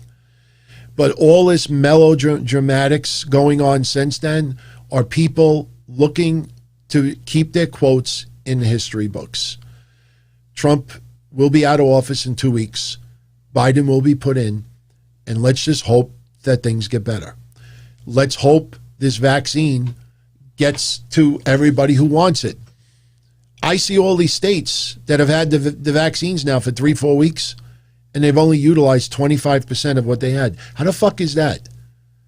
I heard in New York, 30% of the medicals people, doctors, nurses, physicians, 30% of them don't want the vaccine. Remember I told you in March, half the country is not going to get vaccinated?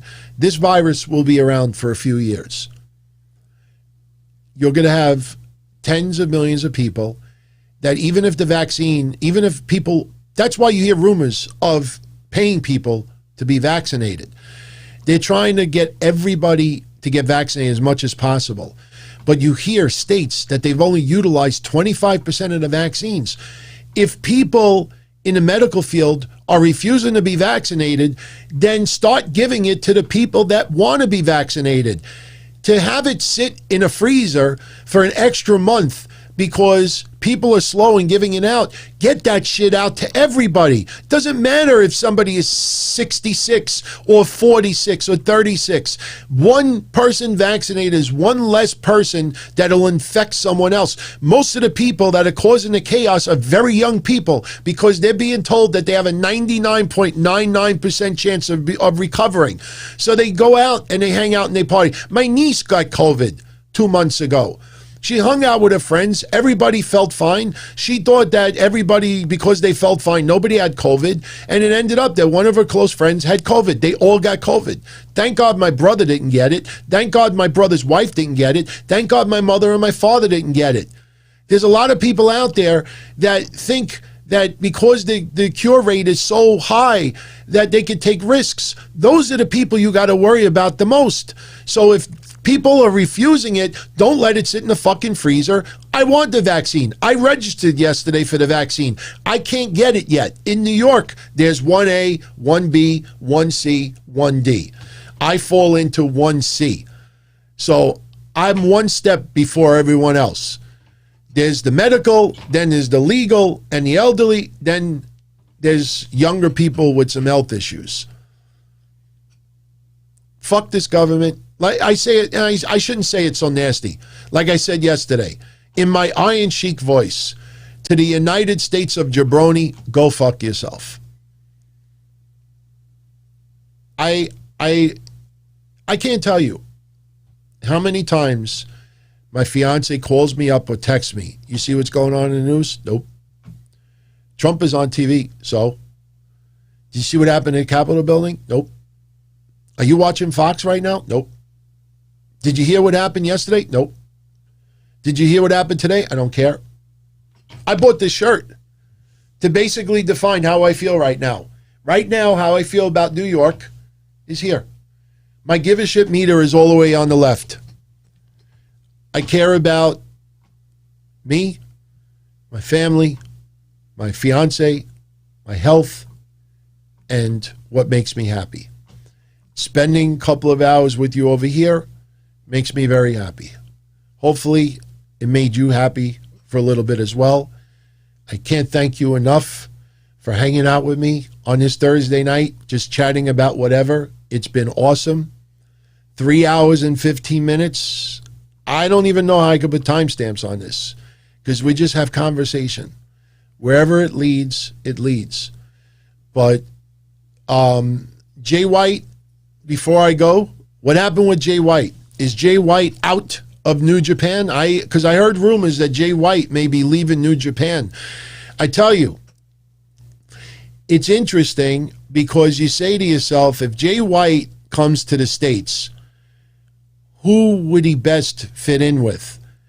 And I look at AEW, and although there'd be some really interesting fantasy matches there, I think AEW's got to strengthen up their roster right now before adding other pieces, because if you're going to add Jay White, then you're probably going to have to subtract someone else.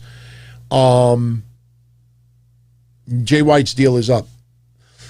NXT, I don't know if Jay White, how he would do in NXT. Because I don't know. You look at the NXT's biggest audience, and I don't know if Jay White would fit your typical NXT fan. So I don't, and plus, I don't know how WWE would utilize him.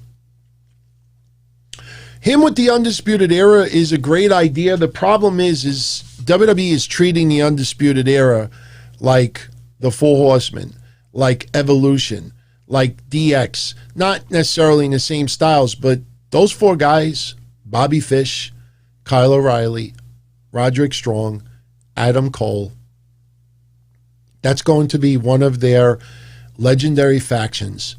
You do not add to it, and I don't even think you can take away from it unless Adam Cole is ready to branch out on his own. So adding someone to Undisputed Era, although I think it would fit and he'd be good, I don't think WWE wants to start tweaking with members, in my opinion. MLW, I don't think is widespread enough, popular enough. Jay White would be a nice fit in MLW, but I think Jay White may be a little bit too big for MLW. Ring of Honor, I think the same thing. Ring of Honor, I think, really needs to start gaining some momentum. Maybe Jay White could be one of the cornerstones for Ring of Honor. And as far as Impact Wrestling goes, Impact Wrestling, I think, needs more established recognizable names in the United States. And although a lot of us know who Jay White is and how good he is, I don't know if he would be a ratings draw in the States. So right now, if you ask me to be quick, I would say maybe Jay White would be best fit in Ring of Honor. So, yeah, Neil Ray's like, what the hell is MLW? MLW is a little bigger, than, how you're coming across. But, it's, it is what it is, Oh, Marty Scroll. Right now, he's got a lot of problems. We just had this conversation Monday, Mish and I, about Marty. And we're convinced that the speaking out movement was not the big number one reason why Marty is out of Ring of Honor. If that was the case, they could have used that and tried to get rid of him last year. You don't wait all these months to get offended by speaking out. Something else, I think Ring of Honor is not recovering anywhere near as what they thought it would. And Marty, right now, it's probably just not beneficial for the company to have that kind of expense on their payroll with the company in the status it's currently in. So Marty right now, I think, would have a difficult time going to any company right now. Yeah, I don't know. Maybe NWA, if they get their shit together, maybe they're willing to take a chance with Marty. I know wherever Marty goes is going to be some controversy. And we have to, and really comes down to if a Fed wants to deal with that controversy. So anyway, I'm going to jet out of here. So I think we've gone long enough. It was good that we started at 9:05 because it is a little bit late, but it's not wee hours in the morning late. So it's 12:30 right now. I'm going to pop myself an Ambien. And originally, I was not going to put this episode on the website. I have some Patreon shows that stay on Patreon because they're special, and a Patreon family is entitled to keep that there. I want to have some content that is for us here on YouTube, that is for everybody here to enjoy, and it's kept here. I might put this episode on the website in audio only form, just so people could get an idea as far as what went down tonight. And yeah, it's very difficult to even put timestamps on this because of how the conversations went. But, I really enjoyed this. This was pretty damn cool. Absolutely loved it. And I hope you all join me again. We'll do this again next Thursday. Maybe we'll have a new name. Maybe we'll have a different format. Maybe I'll have somebody on with me, or maybe we'll do this again. We'll see how the week goes. We'll see what is going on in the world of pro wrestling and outside of it, and we'll see where it goes. But this was technically the first episode of doing this, and we'll build from it. So please, in the comment section, any suggestions, what you liked, anything you want to focus on, anything you want me to really get into on the next show, by all means. But one thing I definitely want to leave this, though, is I want to leave the conversation for our live friends out there. I know for people on the archive, they, it's like, oh, it's fucked up. But the thing is, I don't want to have to start looking at, previously written stuff and notes. Like, I want to feel the room, read the room, see everybody who's tuning in right now. Soulfly, Element, Mish is here, Darren Gordon and Neil Ray, Soulfly Beermore, Austin Nance, Darren, Ken, and the teen. I think that's it. James Edward. I mean, there's so many people hanging out right now. So I'm reading the room and seeing where the conversations are going. So that's how we're basing these shows. So you join me live and we'll, move in those directions. So, it was wonderful, man. It was wonderful. Everyone be safe, be well, and just stay strong, because everybody's been affected by everything going on, whether it's Trump, hatred, COVID. It's just everybody's getting hit everywhere. And if we can just have some real conversation, and just throw it out there and get it out of our system. And as I said earlier, we have some bones to pick in the process. That's what I'm here for. So if I could be a little bit of a voice for some out there that really want to say some of the things that were said, but obviously you see what happens on social media. You see the fake out there too. There are people out there that are playing the game, that are taking a certain direction because they just don't want to get ganged up on and cursed at and yelled at and ripped apart. And it was so sad to see people literally make deals with the devil the last couple of days. Those people, they think the $2,000 check is going to turn their life around, and you watch a month later. It's what can you do for me next? So everyone stay strong. I'll catch you all tomorrow after SmackDown, and be prepared. I'm telling you now. And I'm go as far as saying I will quit the shows if this does not happen.